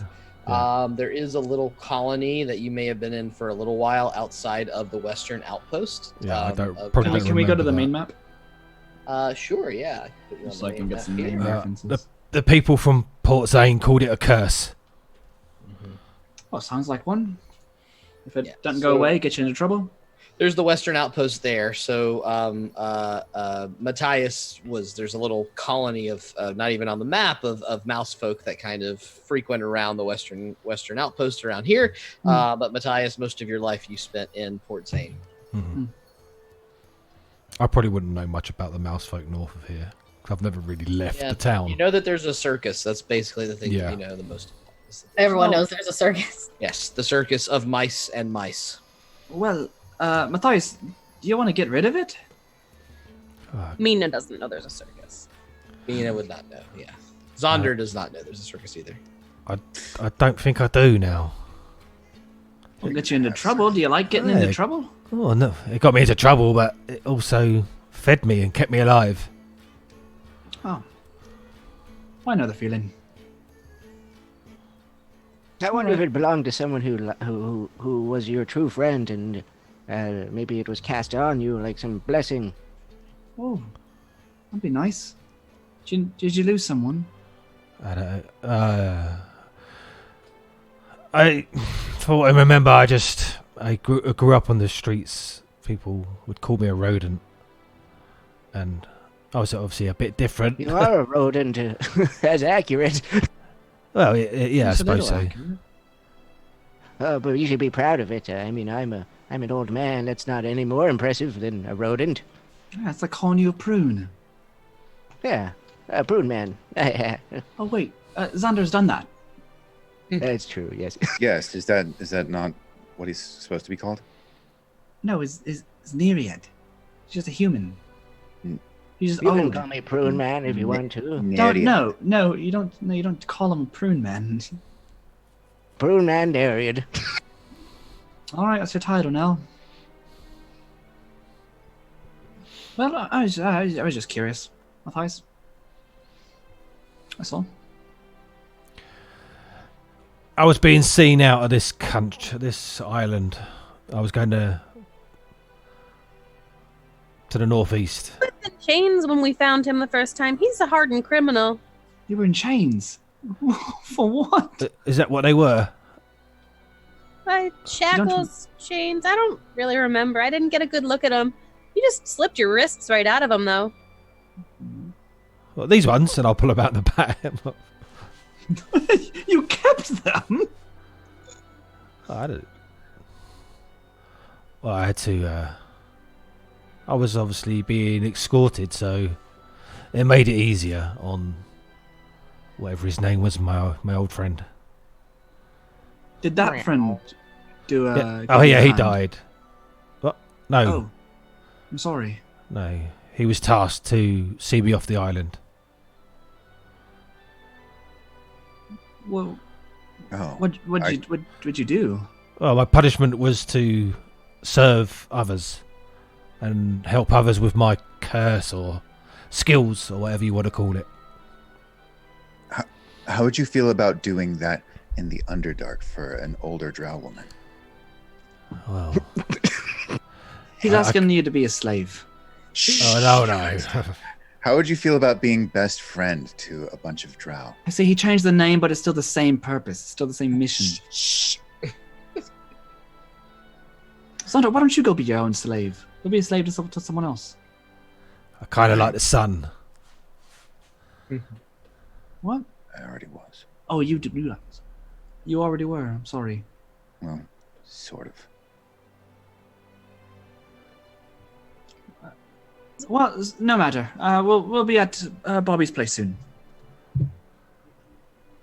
And indeed, if that's the end of the sort of chatter as you make your way forth, about an hour and a half goes by, and you do indeed see the familiar sight of Bobby's farm. Bobby is digging through those watermelon bushes still, as you make your way towards him, and he sort of perks his head up.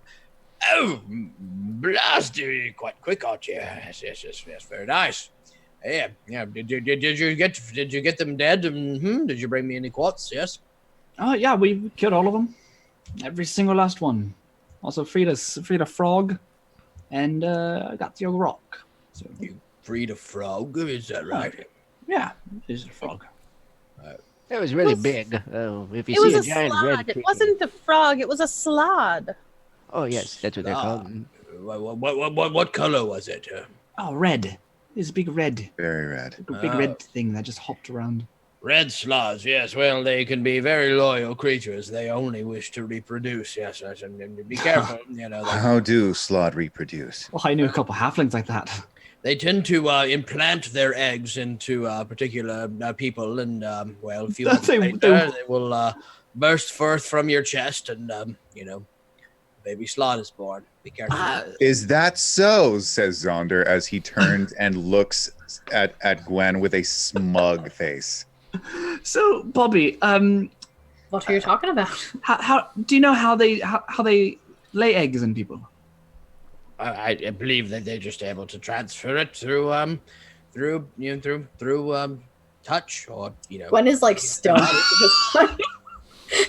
She didn't tell anyone. She's like, no, it's just a little thing. Don't worry about it. All right. Zonda was standing next to you. Sounds like the one that you found was quite friendly. I'm sure that's nothing. I mean, let's get everything inside. And you. Yeah, I'm sure no one's gonna die because of that. Oh, if he ever bothers you, sure. tell him you work Well. for us, and he'll leave you alone probably. None of you guys know. That's None right. of you guys know. None of your characters know, you fuckers.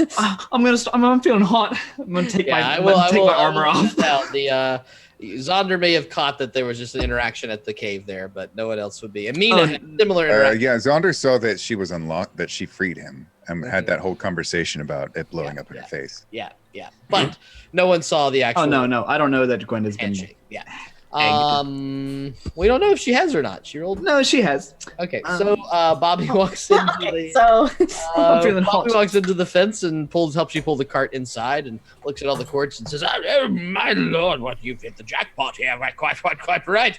Oh, he sort of rubs his bony hands together, and they make this sort of clattering sound as he tries to pop his knuckles, but nothing happens because that's cartilage and not bones.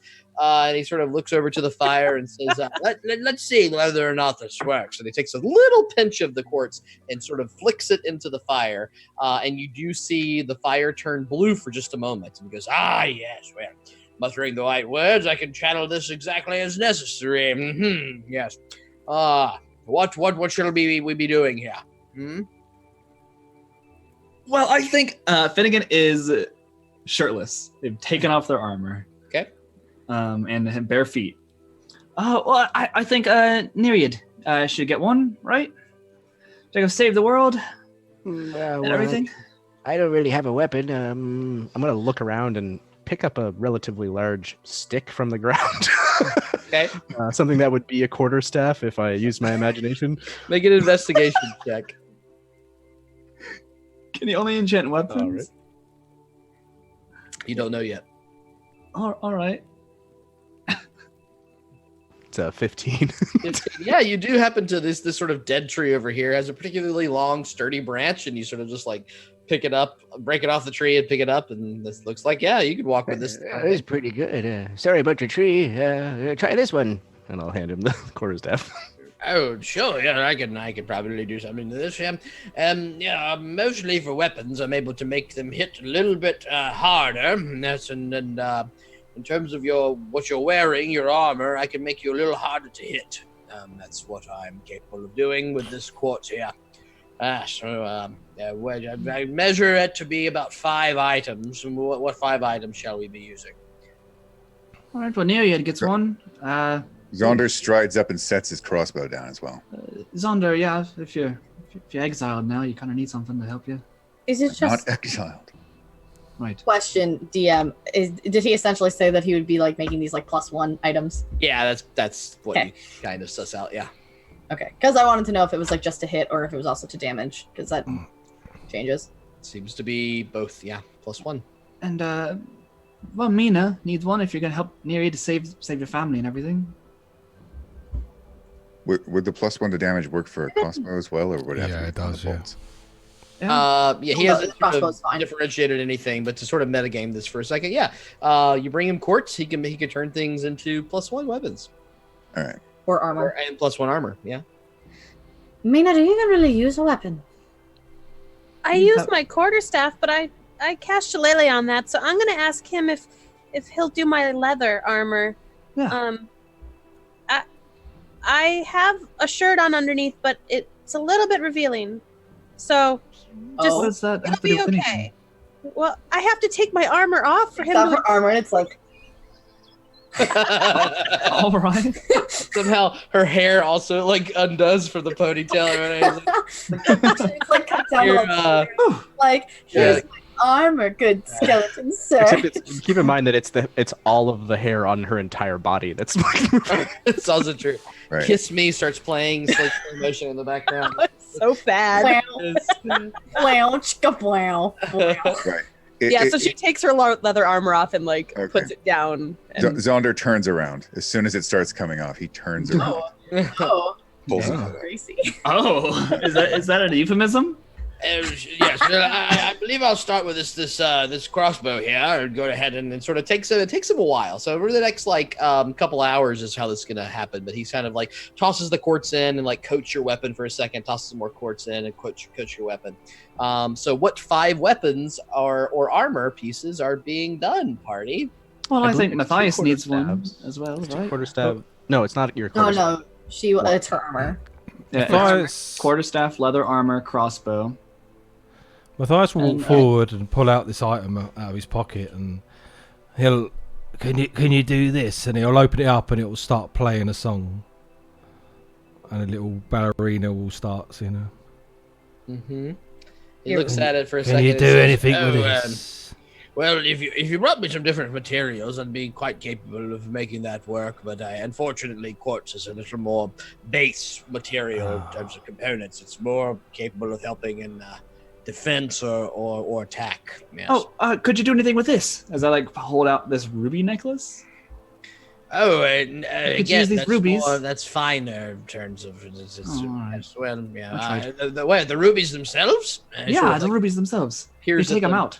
Peers at them for a second, and he says, "Well, wouldn't you know that's just enough. If you're willing to expend the entire thing, I could do something quite interesting with these rubies. Yes, I could." Oh yeah, go ahead. Here you go, Matthias. I'll Oh. break it off and hand it to him. Cool, Thank you, my king. All right, so that solves a bit of the little tension I added here. So Matthias will get the box enchanted. I don't know All what right, it would is do, the but I just item? thought it'd be nice. Yeah. I'll think of something. And the rest of you will get one item, either a +1 armor or +1 to your weapon. What do you want? Matthias, do you not want armor or anything? Oh, I don't want to be greedy. Oh no, it's fine. You get one. Gwen gets one. Everyone got something. This. And again, you didn't get anything. Yeah, I did. He's doing an extra weapon on top then. He can do something with the rubies that's not a weapon or armor. Yeah, that's what you- Okay. I'll hand him my rapier then, I suppose. There you go. All right, so we got a rapier, we got a crossbow, we've got Mina's armor, Mm-hmm. we've got Nereid quarterstaff. Anything? And Gwen. Gwen, go ahead. Give me your armor. I don't wear armor, silly. Oh, that's right. Give me your little wraps or something.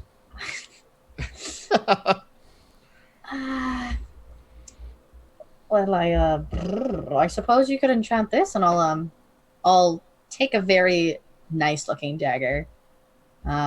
It's like got like a nice or like ornate handle and a jewel like set into it. It's like antiqued, like bronze. And I'll just be like, you could do this, I suppose. Yes, that would serve nicely. So those are the 5 things with the quartz, and they all get enchanted. And then what's getting the rubies? This is a non-combat item that the rubies can enchant. The music box. The music box. The music box. Very good. All right, so +1 to all those items. Pretty successful little raid. Surprise that you got there. Very fun. Oh, I got a cool stick. Look at this thing. It's all glowy now. Whoa! Yes. Watch where you're swinging that thing. The music box, he's sort of like, yeah, that's quite interesting. And he sort of like bony hands starts to stroke his skull, bottom of his skull. I think this could be quite interesting, yeah. And so he tosses the rubies in, and instead of that blue flame, it becomes a sort of a magenta kind of flame, and he coats the box in it and lets it singe around. And he pulls it back out, blows it off, and there's this sort of like dust of rubies that crust across it that kind of get blown off. This should make you all a bit sturdier when you hear it. And then sort of hands the box to you.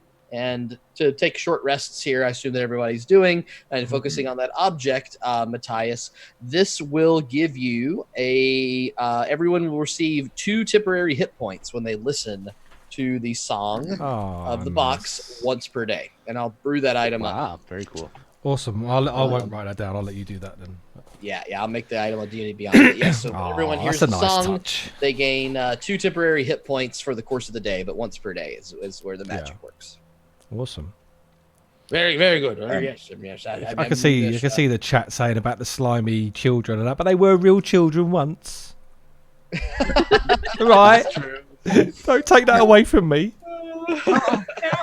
Yeah, the mouse likes slime. Leave him alone. Like a child monster, yeah. They were formerly the kids formerly known as halfling kids. The kids formerly known as As alive. well, after a couple hours, you all are able to take a short rest if you'd like that. And he offers you the different items. They all have these sort of cool blue sheens to them, and then the music box sort of a ruby-esque sheen as well. He says, I do hope you understand that I'm a man of my word, yeah? And that was quite fun. I haven't done something like that in ages. Well, I don't quite know. I was dead for most of it, but I guess that's the thing. Looky here, and he sort of motions outside, and there is a cart outside the orange grove here that is filled with these boxes, all of which have a skull on them that says the Golden Road. He's carved into these boxes very ornate. That's beautiful. Bobby. Yes, my dear. I've got a question for you. If I showed you something magical, could you tell me what it was? Oh, well, I think that it would take me some time, but I probably could. I pull out the wand and the shield from the cart that we grabbed all of our shit from. I forgot I was going to give that shield to. I was going to give it to Finny. So, Finny, I want to find out if it's a magic-y thing first. So one magic-y boy. Getting it in the mud. I've been rolling D6s for my rapier. They're D8s, isn't they? Yeah, we talked about that. I forgot. Oh, the rapier itself, yeah. I've been rolling D6s. So he does indeed take some time and identifies the shield.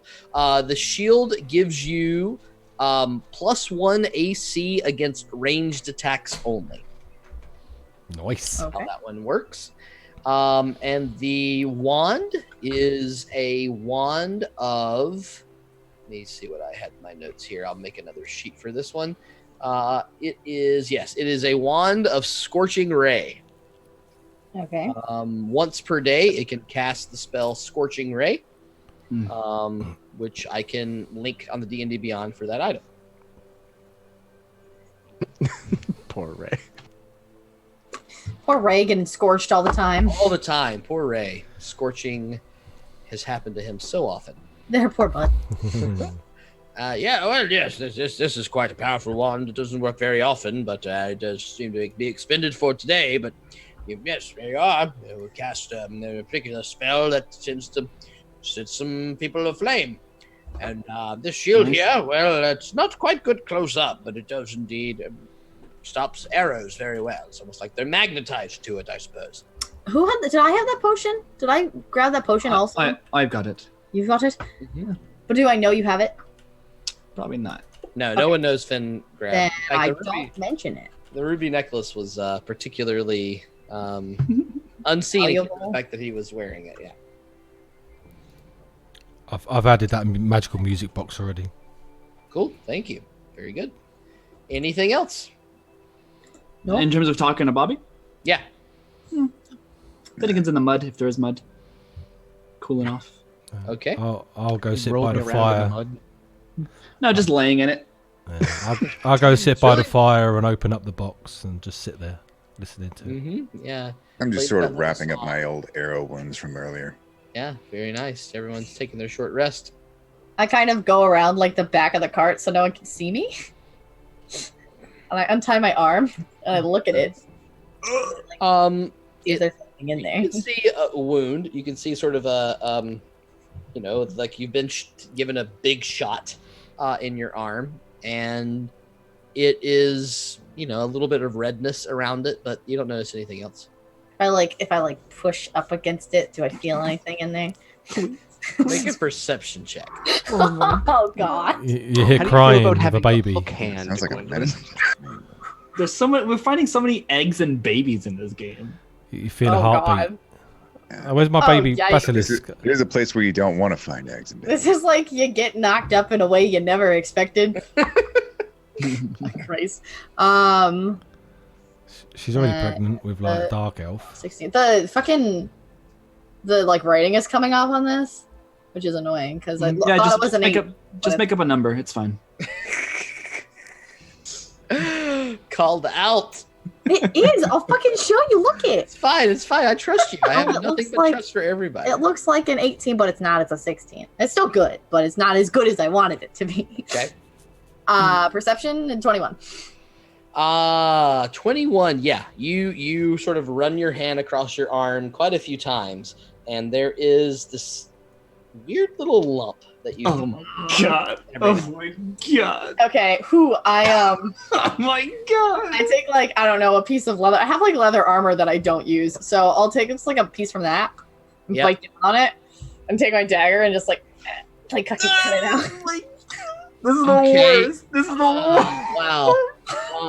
This is hard to do. Okay, so I'm gonna have you do two things. The first thing I'm gonna have you do is make an attack roll against yourself. Attack roll. Okay. Yeah. Let's see if this is like you battling your willpower to see whether or not you can actually cut yourself. Okay. Crits herself and cuts an artery.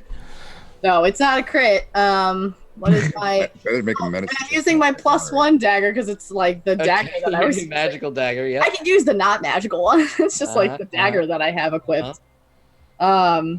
Which is so that's 20, which hits me. 20. Yeah. So you are just biting down that leather, and boy, it hurts, and boy, you just want to scream, but you hold it in, and you rake that dagger across right where you feel that lump. What do you do next? Flick it out? I don't know. Go ahead as you sort of pierce it inside of it. I'll have you make a sleight of hand check to see. Oh whether God, I'm you're so nervous. Okay. digging this into your skin. So generous. Wait, the way you're trying to get this out is the same way you get a pebble out of your shoe. Just That's a natural 20, motherfucker. Wow. Yeah, very good. All right, my entire plot line of Gwen pumping out slob babies. It flies over. We don't see it. It lands in my orange juice, and I drink it. You flick this weird little It's an egg. It's a small little Very egg, and it flicks out of your body, and you start to reel in pain. And at this point, the leather falls out of your mouth, and you do think there's no way. You're screaming. I can kind of hear you.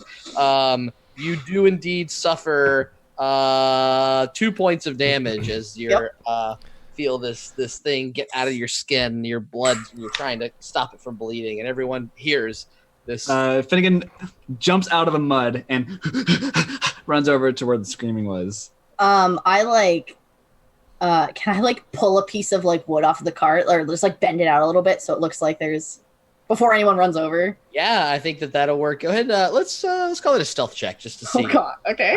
How lie to your own brother. Oh, that's a natural one. But hey, you're gonna lie to your own brother. Lucky. Double natural 1. Double ones? It was a 20. 1 into a 20, and so. Well, it's fine. It's on the dice that the numbers aren't quite right. No, I mean, seriously, I feel really bad. But like, no, it's fine. That's the lucky feat. So you quickly, like, right next to the crate that you're on, you just reach back and pry it open. There's a nail next to it, and you like shove your hand into your arm into the nail and sort of scream back in pain. You suffer 1 more point of damage, but you are able to fully. Everyone, what you could tell, she just shoved her hand into a crate. You all right? There was a loose board, and I cut my arm on it. Deception. Oh, all right. No, you don't need to. I'm joking. I mean, seriously, but I give her the natural 20 that the inside checks would auto fail because it's like, you wouldn't need to in the first place. Yeah. I'm a real good liar, also. Yeah. Oh, all right. Oh, really? Just try to be careful next time. Yeah. Oh. Last thing we need is for another one of us dying again. And I'll go back over to my mud pile as I'm walking. Like, it's all right. It's fine. It's fine. What's it all about? Oh, that's good. I'm going to. Can I spend time with the basilisk and then get training with the music box? So when he hears the music box. Oh, interesting. Yeah. I mean, how long are you guys going to spend here? Are you going to stick around for a while? I figured we were getting ready. I think we're staying the day, honestly, man. You said it took us a while. The weapons have been taking a while for the weapons and stuff. Yeah, so it's not even noon yet though. After that whole ordeal. Yeah, I mean it's probably right getting to noon at this point. Oh, okay. But Matthias, in a short amount of time, I'll give you disadvantage on an animal handling check. If you end up staying a lot longer, you can have regular roll. The animal handling +2. Okay. Okay, so that is 4. Yeah. With a disadvantage. As you try to like, make the little creature and it hears the music and it sort of like turns its head towards it, but it's sort of still trying to figure out how to walk, and the dog is like, distracting it, and unfortunately it doesn't seem to pay attention to it very much. Okay. Finnegan's gonna walk over to Nereid real quick. What's Nereid doing? He's probably like just admiring this new stick of his. He's impressed. The last one he had was just like a burnt piece of crap from the woods, and now he's got a really nice piece of crap. Okay. Finnegan walks over, covered in mud, bare-chested, only pants on, no shoes, hair like ruffled. Like, oh, what happened to you? You look terrible. Like, whoa! Well, you gotta watch where you're swinging that thing, dude. I'm sorry. I'll just put it on the ground. I like let it go.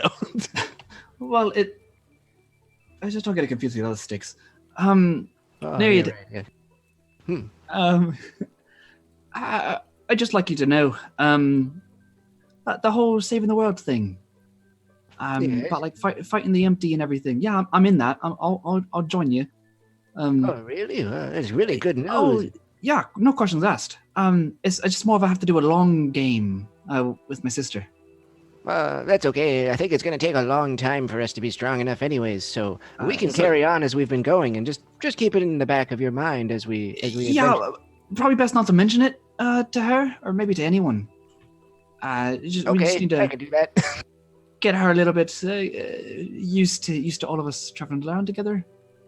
And then maybe whenever she's like, maybe she's had a lot to drink, and I mean like a lot. Halflings take a lot, but she could take a lot to drink. Maybe at that point we go like, hey, Gwen, maybe you want to fight the empty. Maybe she'll say yes. How far away was that town that we're headed to? To Burton. Yeah. Where we are now, About 4 days, maybe. Well, we won't mention anything for 4 days, and when we get to Burton, we're Wow, you're gonna hold your tongue for 4 days. Is that the longest you can hold your tongue? Oh no, I've lived by myself for a long time. What does that have to do with it? Well, I only talk to Proton every few hours. We should be able to do that. All right. Well, just try not to mention it to her. I'll work on it. I'll work on it. When we get there, though, we have a lot of gold. We could drink for days. Yeah, sure. Great. If that's what you want. He smiles and is excited. I'll regret that. All right, I'm gonna go back over to my mud and. Why are you doing that? I don't want to answer poignant question. As everyone starts to gather their things, there's more conversations. Bobby walks outside the fence for a little while, and he comes back and he says, "Hey, by the way, everyone, I have one more little surprise for you all." And he is pulling behind him, sort of the old, hurt ox. Oh.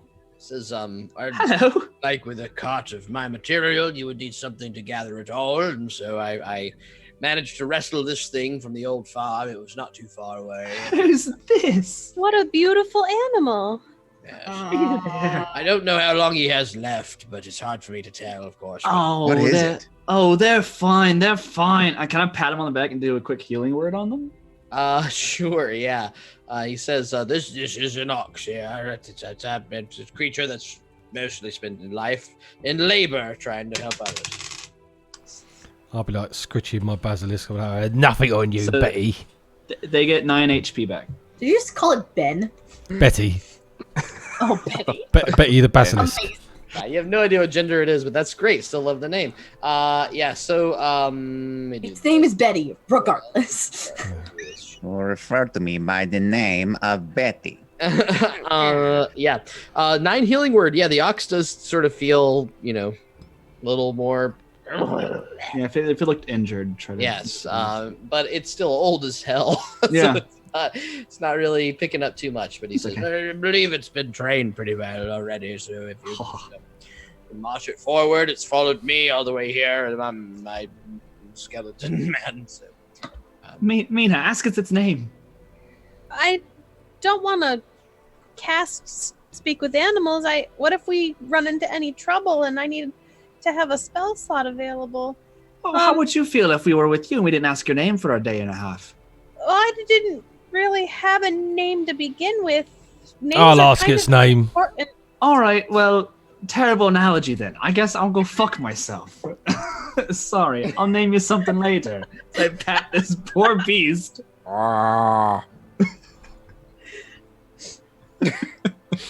So he hitches the ox to the cart with all the now the quartz being replaced with 6 different crates, 3 of which are oranges, 3 of which are watermelons. The watermelons are very heavy, and the ox is sort of like shrugs its shoulders and it seems ready to go. Great. Now, where were we selling them again? Wherever we go, right? Oh, just anywhere. Yes, well, of course, I would love to be part of the Fertile Farmer Society from the Southern Outpost, but as far as I'm concerned, as long as there's a regular market for it, I don't really care how you do it. Yes. Oh, great. Southern Outpost it is then. Do we know how far that is? About 2 days, 3 days? No, it's not quite that far. It's going to be the majority of a day trip. Oh, all right. Oh, okay. we should ask you one thing before we go. What's the going price for a crate of these things? Oh, goodness. Back in my day, these things went for about 5 gold per crate for the oranges and about 4 gold per crate for the watermelons. Of course, with inflation and other things, I'll take whatever. It's your profits, basically. Great. 7 for the oranges, 8 for the watermelons. Yes, well, as long as they purchase it and we all make money, and like I said, just take 20% of the profits and make sure to gather me some farming supplies. I need more shovels, more hoes. I need some soil fertilizer, and etc. The kobolds would be a wonderful fertilizer. Perhaps I'll go fetch them, the ones that you've destroyed, and then. Oh, well, they're buried right now, so you have to dig them up. But Oh, well, I won't disturb it if you feel that that's important or something, but Yeah, so that's basically it. Whatever you sell these for, and let them know that if they want more, they can come right here to Bobby Garcia's Golden Road. Bobby, is there any other type of seed or anything that you want us to look for you? Yeah. Oh, well, kiwi would be wonderful. I'd love to start I have some ideas of how to make a kiwi. I love kiwi. At which point in our pitch should we warn them that you are a giant skeleton? Don't mention that part. I might save that for later. Yes. Maybe that's for like high-paying customers. Well, if they aren't looking out for you, then if they do decide to come over here and buy more oranges, they may attack you like I did. Indeed. I do feel like you have to let them know, but perhaps don't lead with that. Of course, I'm not really, we're not very good at branding, so. Maybe we should get you a disguise. That's a great idea. Oh. Like a meat suit. Meat.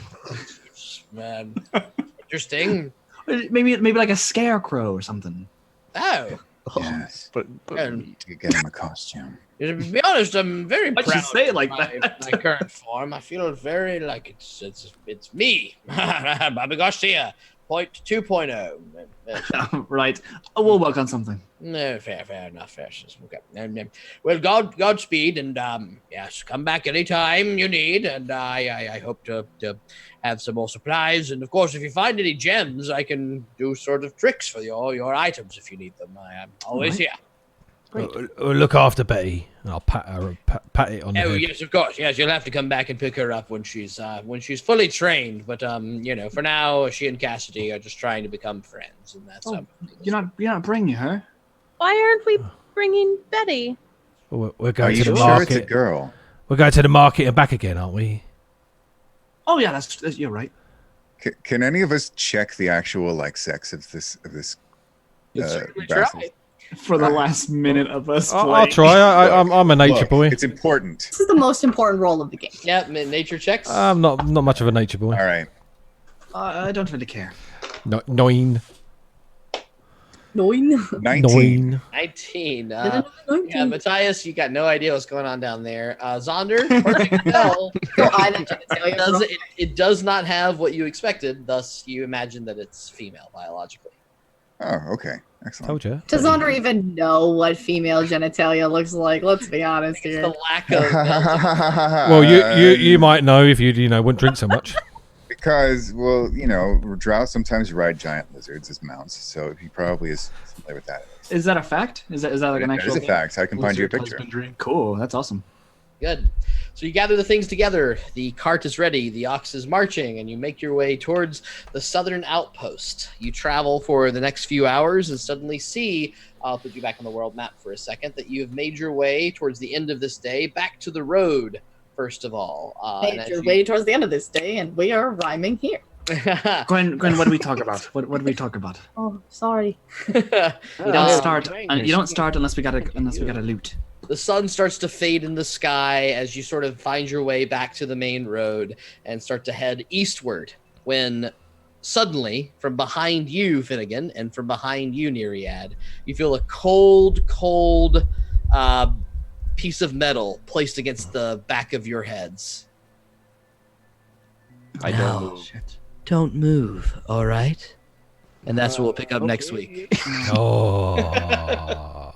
All right. Oh, you're gonna get shocked so good. All right, so that's the end of this week's Party Foul. A little Kobold raid, some enchanted items, and a quick and an abortion. The Plan B. Nice. More of a Plan B situation. We got a lot today. It's been implanted. A dodge Plan blade occurred. And a birth. Thank you everyone for watching. For all the new get knocked up by some fucking person. We are here every Saturday night, 7 p.m. Eastern. Got this campaign, episode 3. You can catch the other episodes on YouTube. So please go back and watch those if you haven't seen them yet. And catch us on Discord. Come to Lawful Stupid's Discord channel, and we'd love to have you play with games with us there. Otherwise, this is us. That is a big thing. A lot of people come into watch a campaign. They're like, oh, they're 20 in. But guys, there's only 2 more currently available. So this is only number 3. So this is number perfect 3. time to You come can in. watch the full videos. You can watch us do little recaps at the beginning of videos if you want to go it that way. And you can, of course, like I said, find us on YouTube, find us on Facebook and Twitter, all the other social media sites. We love games. We're all authentic nerds here, and we are so excited to share our games with you. So thank you. We love you all. Have a wonderful, wonderful weekend. See you next Saturday. We'll do a raid, shall we? Should we go somewhere? Oh, Who should we of course. raid? Yeah, let's No, throw usual. chickens in the chat when we hit the next Twitch channel. We done Menon, who I think that we did Phenomenon we did last them. week. Yeah, we did them last week. Just someone else then, shall we? I mean, my brother's live. Chickens in the chat. Chickens in the But let's see who else is up. Who should we go? Anyone else can think of anyone? Anybody in chat have an idea who they would like to raid? There's one called Devil's Luck Gaming that they're doing a giveaway tonight, and they're doing some pirate something. There you go. Pirates of Bloodwater, Scarred Land, Season 2, Episode 11. That sounds perfect. Pirates. Yeah. Voice of Pirates. Makes Throw some perfect chickens in sense. the chat to let them know that we're raiding. And we'll see you all next week. Oh, I spelled chicken with 2 E's. Don't chicken is super wrong. Hang on, we're not in there yet. Raid. Every time you did it wrong. All right. James. Everybody, thank you. Devil's Luck Gaming. Oh, I would have bloody spelt it right, wouldn't it? Hang on. I'm just doing that so I can copy it. This is for everybody. Still live? Alright, Hello? yeah. What's happening? We are still live. We're just doing the raid thing. So once we've got the 30, Oh, one more second. Right, guys, we've got a raid. Thank you very much. Let's go.